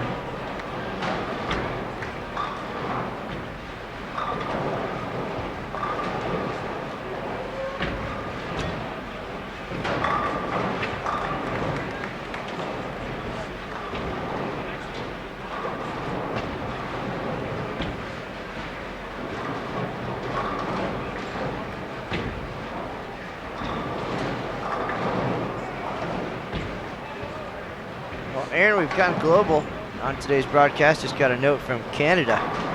So with folks tuning in from all over to watch a little bowling. Nearly 700 in the chat room right now, and we're seeing some unprecedented Open Championships numbers. Again, I think being the new schedule and a new time zone certainly helping viewership. We do appreciate everybody stopping by.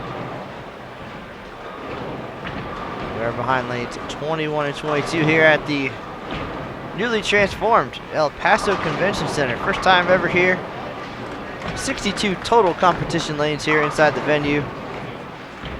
A lot of Southwest spicy local flavor to the venue too. You can see pictures of El Paso on the masking units, and local young artists helped decorate some of the venue. You'll see their pictures all around as you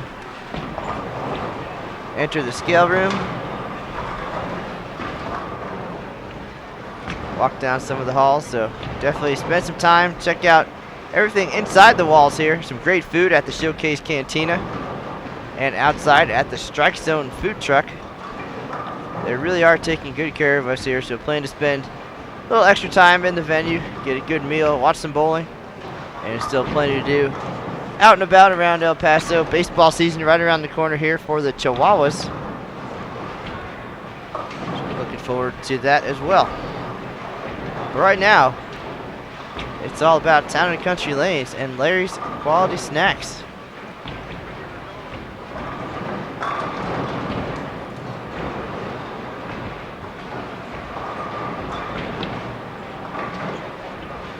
A lot of good discussion happening in the chat room tonight. Some familiar names checking in to watch a little bit of this team event.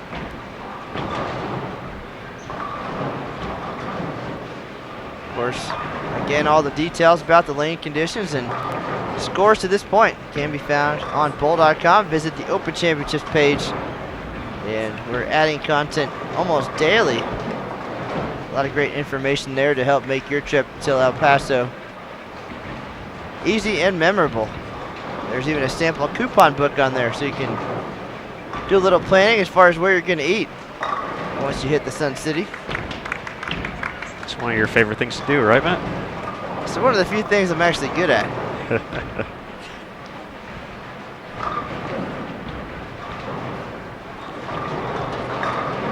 So certainly a highlight being here and getting some different cuisine. Certainly a great variety so far, and gotten to visit quite a few different places. And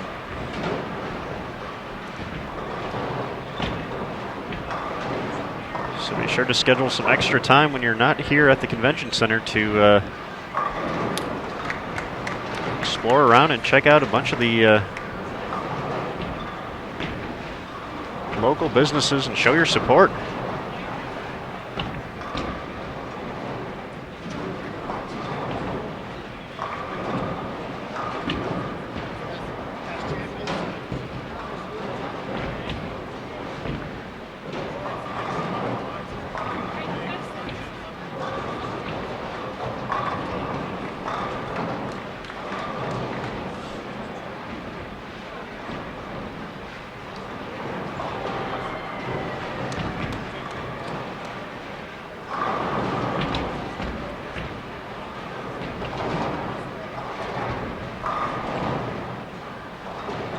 Aaron, I guess the big question now is, now that we're halfway through, almost halfway through game number 3 here, are we going to see a new leader for the second consecutive live stream?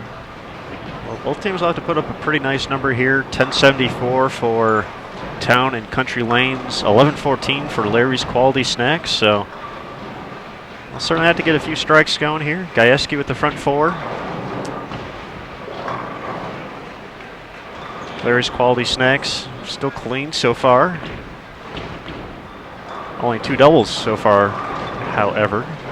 Well, we've seen this a few times in recent years where teams get off to a little bit of a slow start, and then the lanes will open up and they'll have some big scores the rest of the way.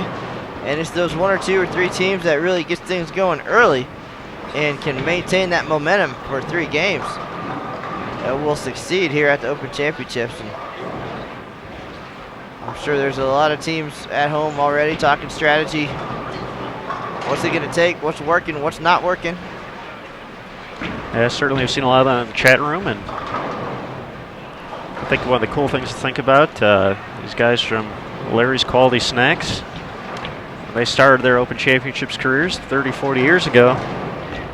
Didn't have to worry about any of this. Did all with the bowling ball, maybe 2, and tweak your roll a little bit, change your angles. They're showing even with the new stuff, they could still make those small changes and make it work. 862 to kick it off, 10:56, and still looking good so far here in game number 3. Well, Aaron, I think one of the best things about this event is that you only get 1 shot at it. So, you're at home practicing on whatever challenging patterns you can find, and that's certainly one of the best ways. Of course, you'll never match up exactly with the lane surface here at the Open Championships, but if you challenge yourself on difficult conditions and work on your spare shooting, you're most likely going to find success here anyway. And then, of course, you can come in and take advantage of the showcase lanes and the Bowlers Journal Championships to get an actual look at the 2 lane conditions on the same surface, put out by the same machine. But teams that work hard are going to be rewarded for sure. But again, you just get 1 shot at it. So even if you're coming in with a game plan, it doesn't quite go well. You have to think about that for a whole entire year and wait, no second chances. So very cool that there's that much pressure, and to really succeed here, you got to step up. So does that explain why I'm a Cubs fan? I just have to wait till next year. I see what you did there. So speaking of which, in my travels around downtown El Paso the other day, found a couple of neat little stores that sold professional sport merchandise, and I saw a nice Chicago Bears Snuggie in one. I was like, well, it's awfully chilly out here on the lanes while we're live streaming, so how much would Aaron Smith like to have that thing? Although it looked like you needed to be about 8 feet tall to wear that thing comfortably, but would you? That's true. That was made for Dikembe Mutombo, not Aaron Smith. So would Aaron Smith sit in the bleachers live streaming wearing a Chicago Bears Snuggie? Is he that much of a Chicago Bears fan? Would I still have to wear my suit and tie? Well, yeah, under your Snuggie. That'd be weird if they're, well, let's not even go there. Goodness.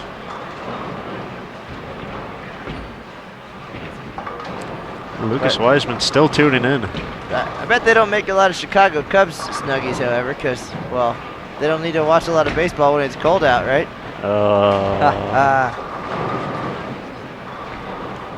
And even more importantly, I don't know if you've noticed, but we're talking about everything but bowling.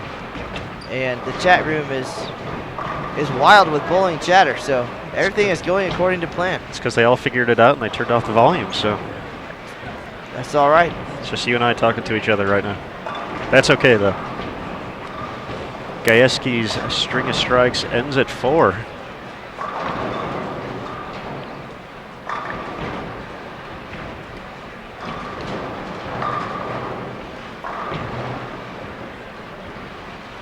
Looking at a 4-9. Reamer had one of those in the first game. Or, no, excuse me, second game.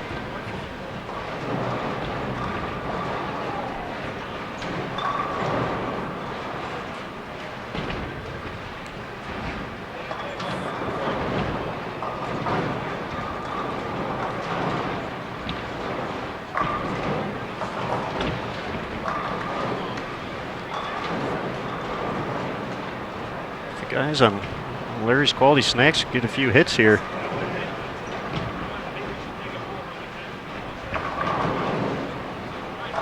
Seems like they'd be poised to make the run.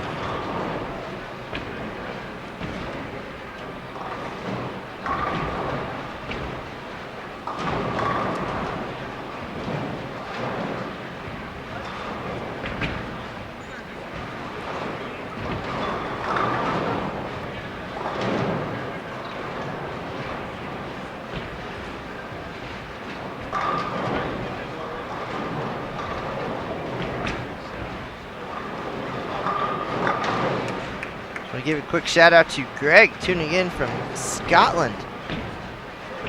1:30 a.m. watching some bowling, so appreciate you tuning in.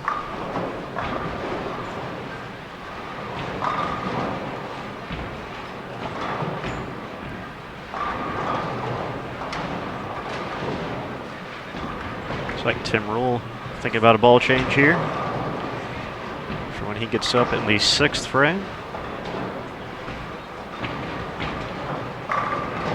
Ball change for Milbrath. He might have done that a few frames ago. He's the leadoff man. He's setting the pace. He's saying, let's go get him, guys.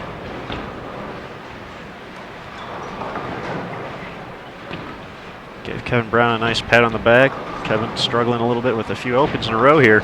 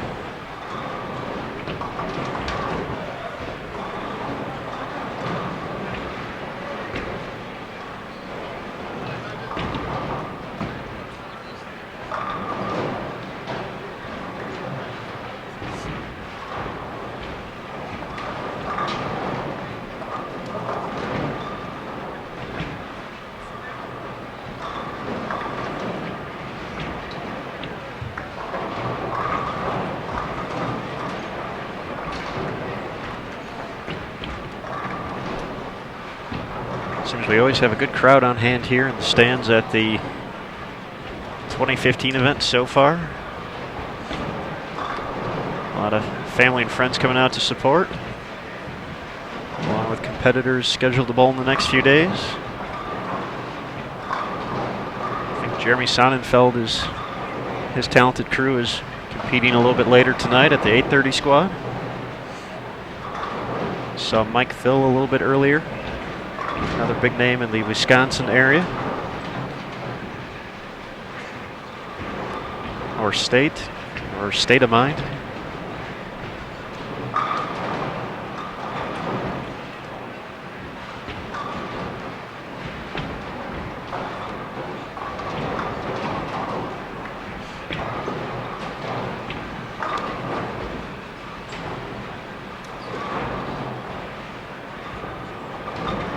Nice cover of the 3-7 there by Kevin Brown.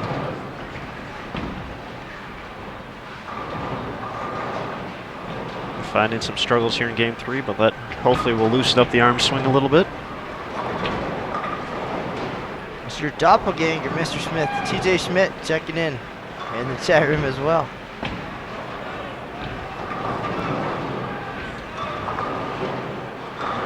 He's much better than me, though.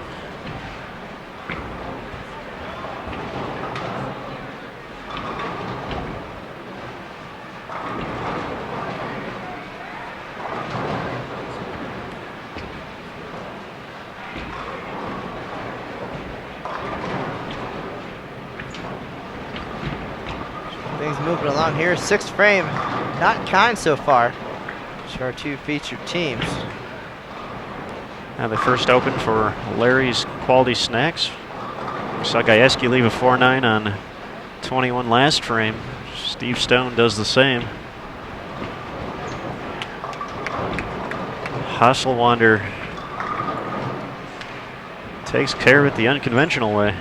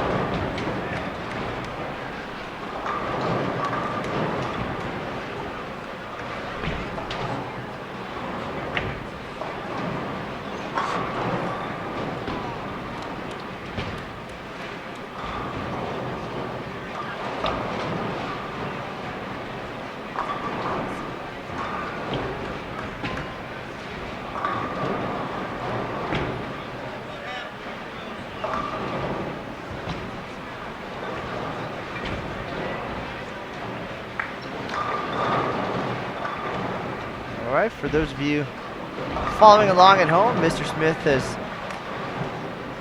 been hard at work on his calculator, letting everybody know what these guys need to find their way to the top of the leaderboard.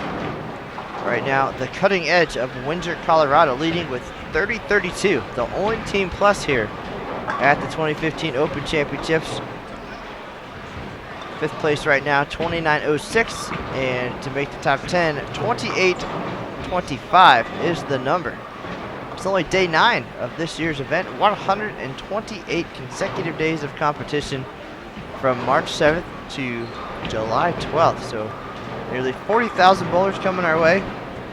Still a long, long way to go. And we'll have, again, many broadcasts from up here atop the bleachers. You can find that schedule on bowl.com.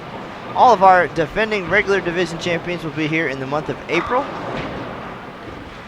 Have that and a lot of other excitement, including Bill Lillard trying to chase down the career pinfall record at the end of this month. So keep an eye out for all the news and notes on bowl.com, of course, also on Facebook and Twitter. Sport of Bowling USBC, Matt Canizaro USBC, and on Twitter at USBC Matt, and at USBC Aaron. Thanks for the plug, guy.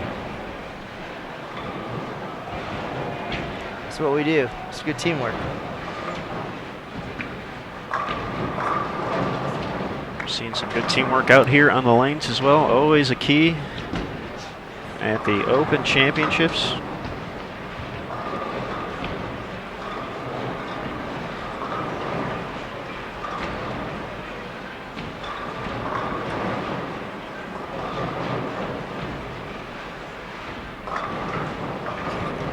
Need to see some strikes here to wrap up the team event. If either of these Wisconsin-based teams want to see their name at the top of the leaderboard, 1074 for Towne Country Lanes to get a share of the lead, 1114 for Larry's Quality Snacks.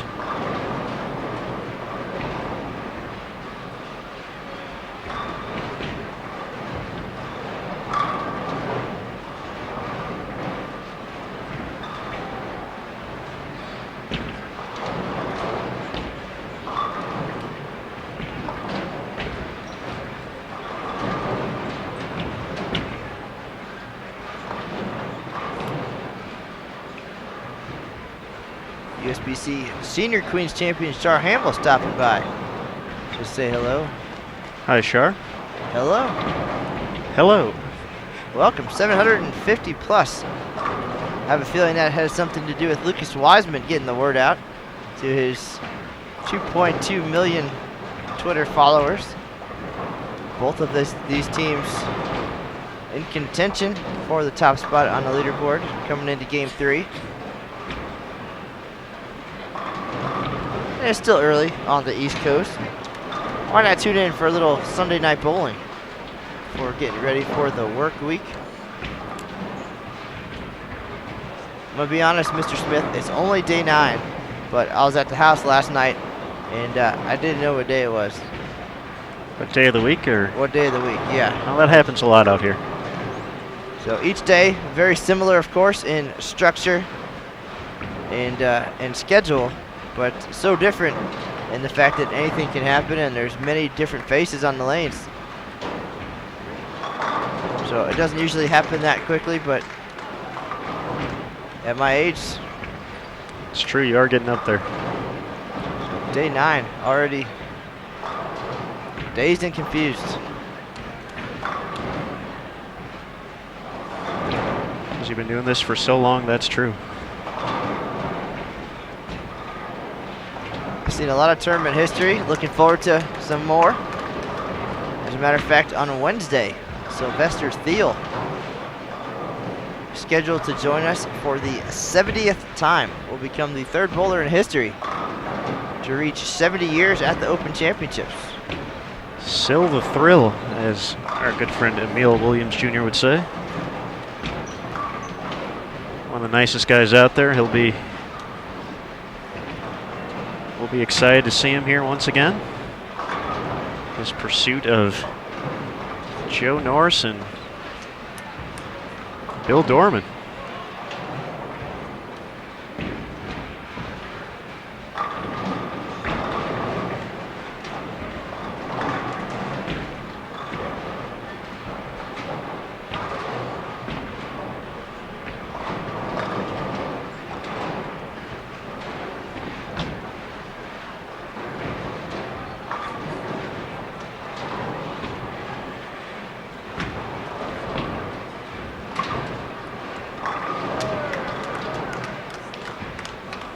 Great shot by the southpaw there, Alan Johnson.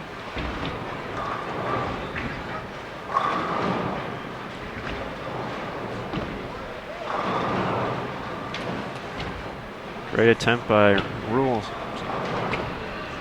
Hetman goes flying around the 10. Tough break there. Just a second open for Larry's Quality Snacks.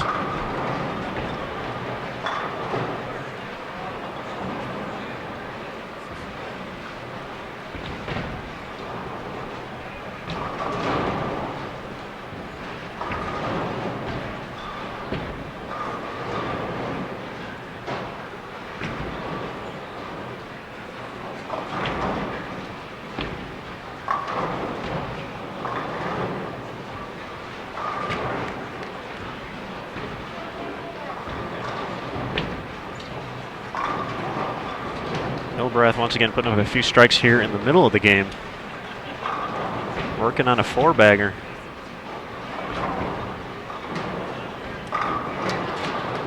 The leadoff man makes it 5. They had a good 7th frame, need a good 8th frame here. They still want to have a shot at the team lead.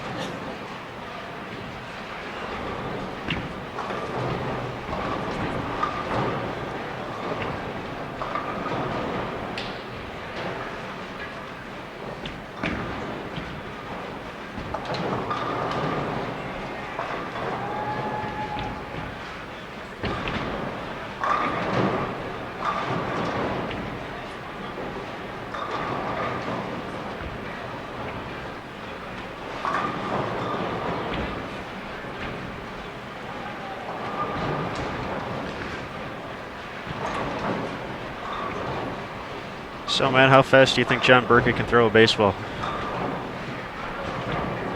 Well, I've seen how fast he can throw a bowling ball. So I would say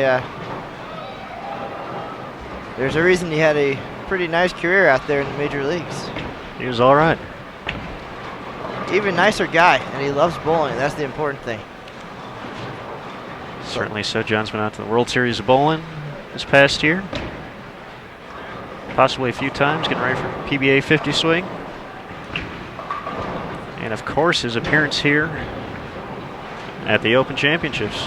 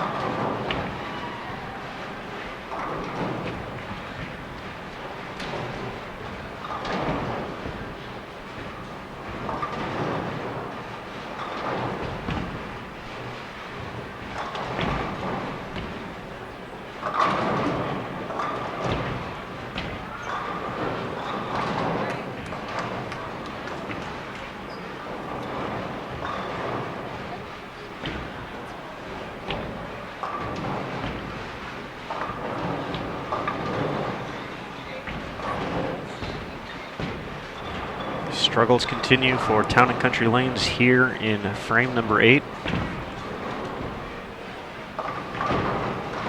They're looking at back-to-back opens.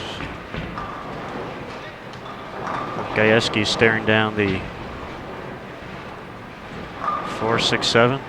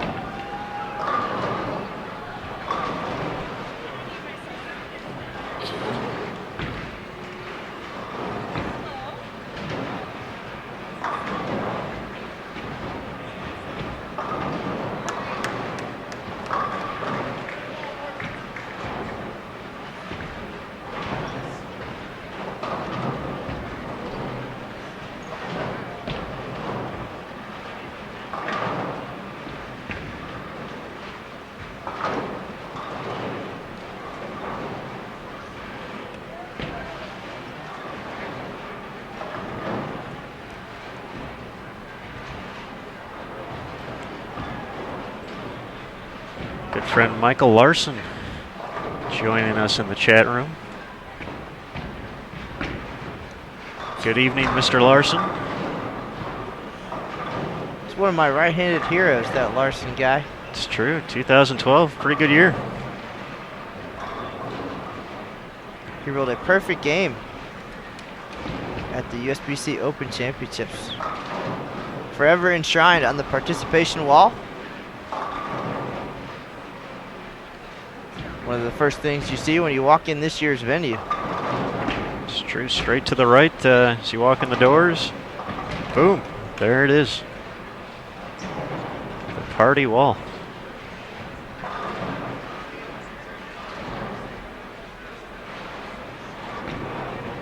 Of course, the USBC bowling store will draw your attention as well. It's also where you'll pick up brackets this year. The bracket payout, there we go. Right on site here, so just have to wait till the squad finishes up, then Kimberly Bauer and her crew will be eagerly awaiting to get some money back to some lucky winners.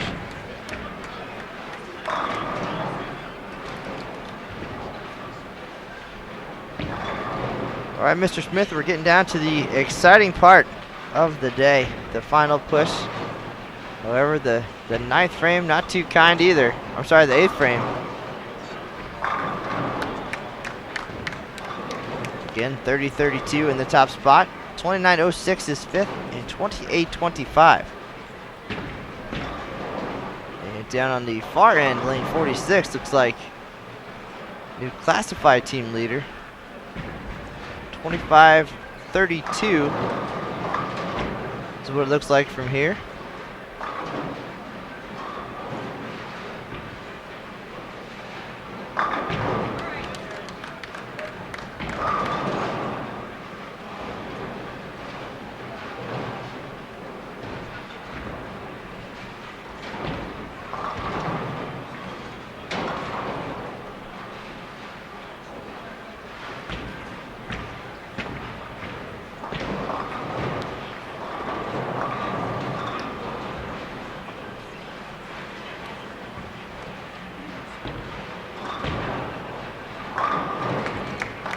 Towne Country Lanes putting it together here in the ninth.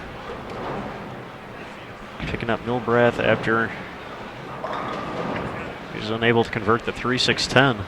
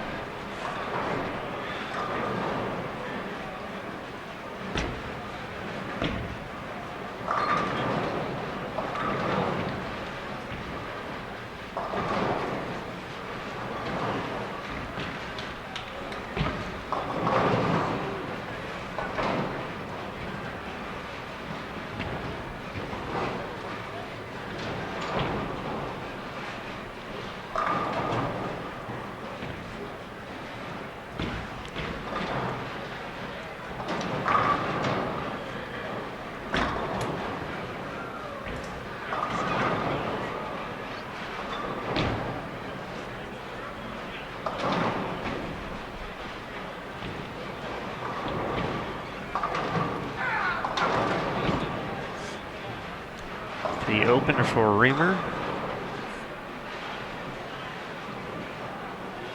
Puts Towne Country Lanes at 27-24. By my math, they can add another 240 on that, so they'll be short of the 3,000 mark going into the 10th, even if they were able to get all 15.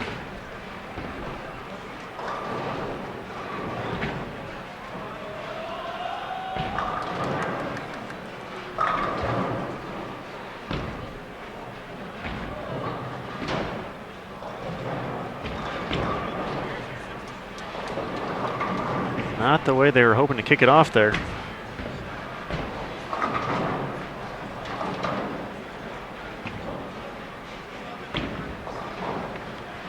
However, Larry's Quality Snacks also would have been just short if they punched out the 10th.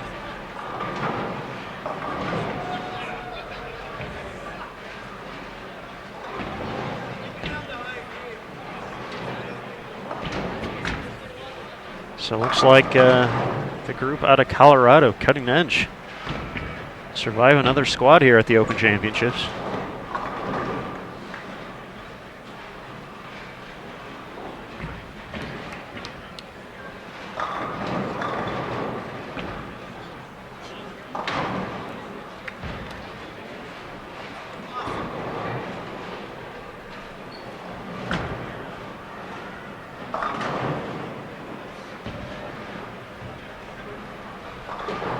Back-to-back opens for Milbrath gives him 2:03. He'll finish with 6:41.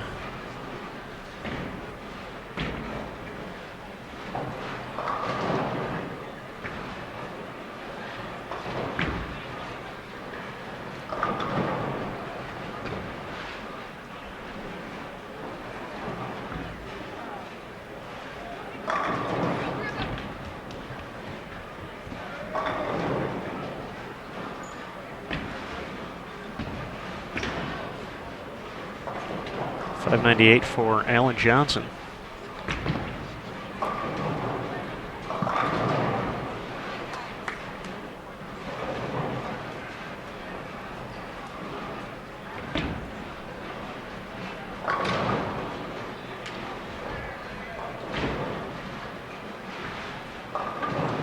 Well, Aaron, I think we've had two solid broadcasts, and if folks are tuning in to see what's what, they definitely got a good look at some very good players. Bowling 3 games in team event each time. Both groups very experienced, very solid overall. And I saw some people talking about Curtis Odom's performance overall as kind of a gauge, and that's what we use these early ones for as well, to kind of get an idea of what to expect the rest of the way. And don't want to say that that these are the guinea pigs by any means. Certainly talented players, but I know that their fellow Wisconsinites will benefit from their time here, I'm sure. Some good information and feedback.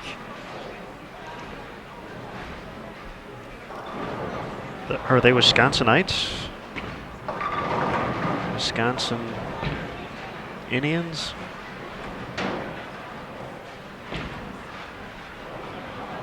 They're all good at bowling, that's for sure.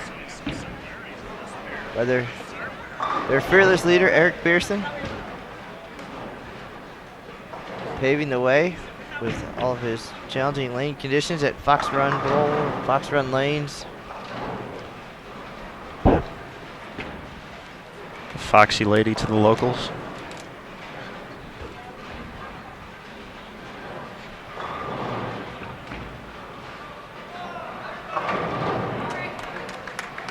Nice shot there by Kevin Brown, looking to finish up after a rough middle of the game.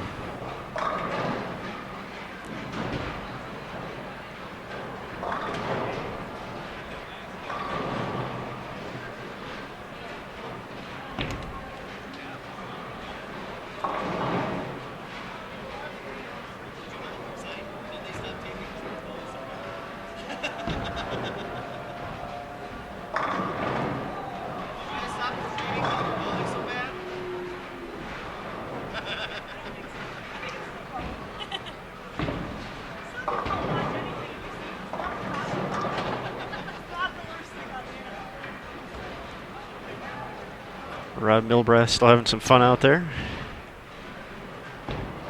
Might have overheard him on our live mic.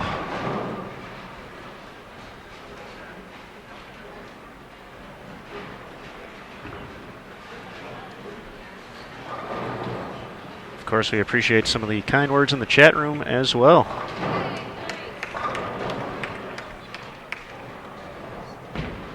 Matt Canizaro, good question in the chat room to finish up the day here.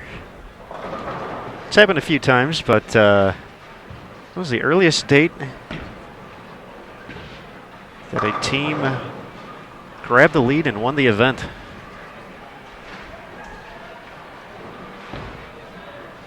Impress us with your knowledge here at the end of the day. Well, it's as old as I am. Let's take a quick peek here, but a lot of history at this event. I have not been to all 112 Open Championships, but certainly we do tell people that the event can be won on day one or day 128. I can tell you for a fact that the team event was decided on day one in 1990 when Mike Newman from Buffalo, New York went on to win 4 events: doubles, all events, team, and team all events. So I can tell you matter-of-factly that it happened, and that it hasn't happened since 2005 that a team has won this early. Nicholas J's Pro Shot bowled pretty early back in 2012.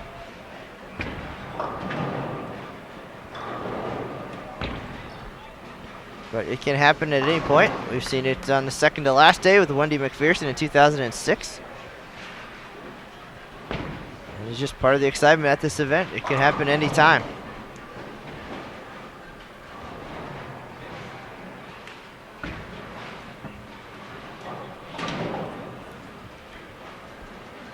So as I continue to learn how to answer a question without actually answering the question, I have offered what I can at this time.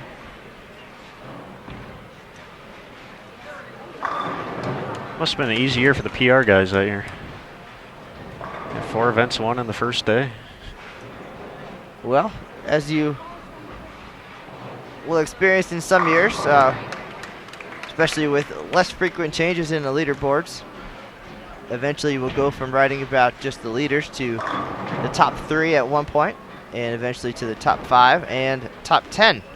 And that all depends, of course, on how many other big scores we have going on. It's always a wait and see kind of game when that happens, when we go to the top 3 or top 5. Could be 30 days, could be 60 days.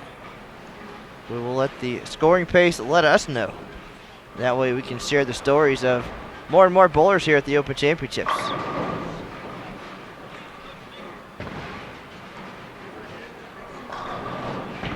Looks like with Reamer not striking on his second shot, Larry's Quality Snacks is going to edge out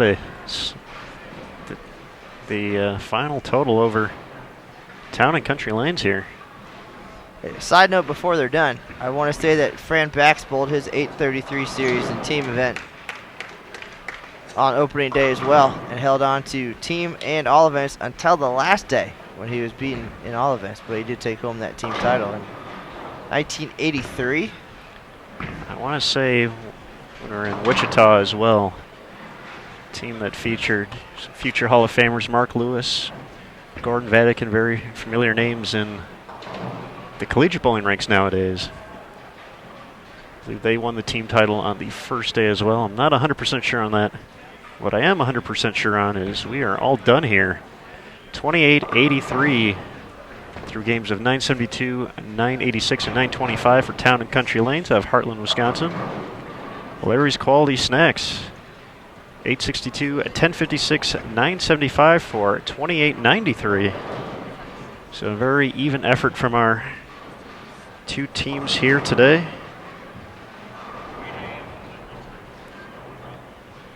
sure both felt they left a little bit out there, but gotta be happy with those scores, and they'll get to see their name up on the leaderboard for yes, a both little bit to teams start here. headed into the top 10, so very cool to see that. And good teamwork. And no doubt we'll see these guys find some success tomorrow as they try to make their run at team all events. So that said, Mr. Smith, another fine performance by you. Glad I was here to help. You're such a sweetheart, Matt. And for the rest of the live stream schedule, of course, check out bowl.com/livestream to see what's coming up next. And with that, we appreciate everybody joining us tonight. A great crowd on hand. Certainly so. A lot of good discussion in the chat room and a lot of good questions. Feel free to find us on social media, Facebook and Twitter, at USBC Matt, at USBC Aaron. We're always around, and we're glad to answer your questions. So that's the news for now, folks. We'll see you on the lanes.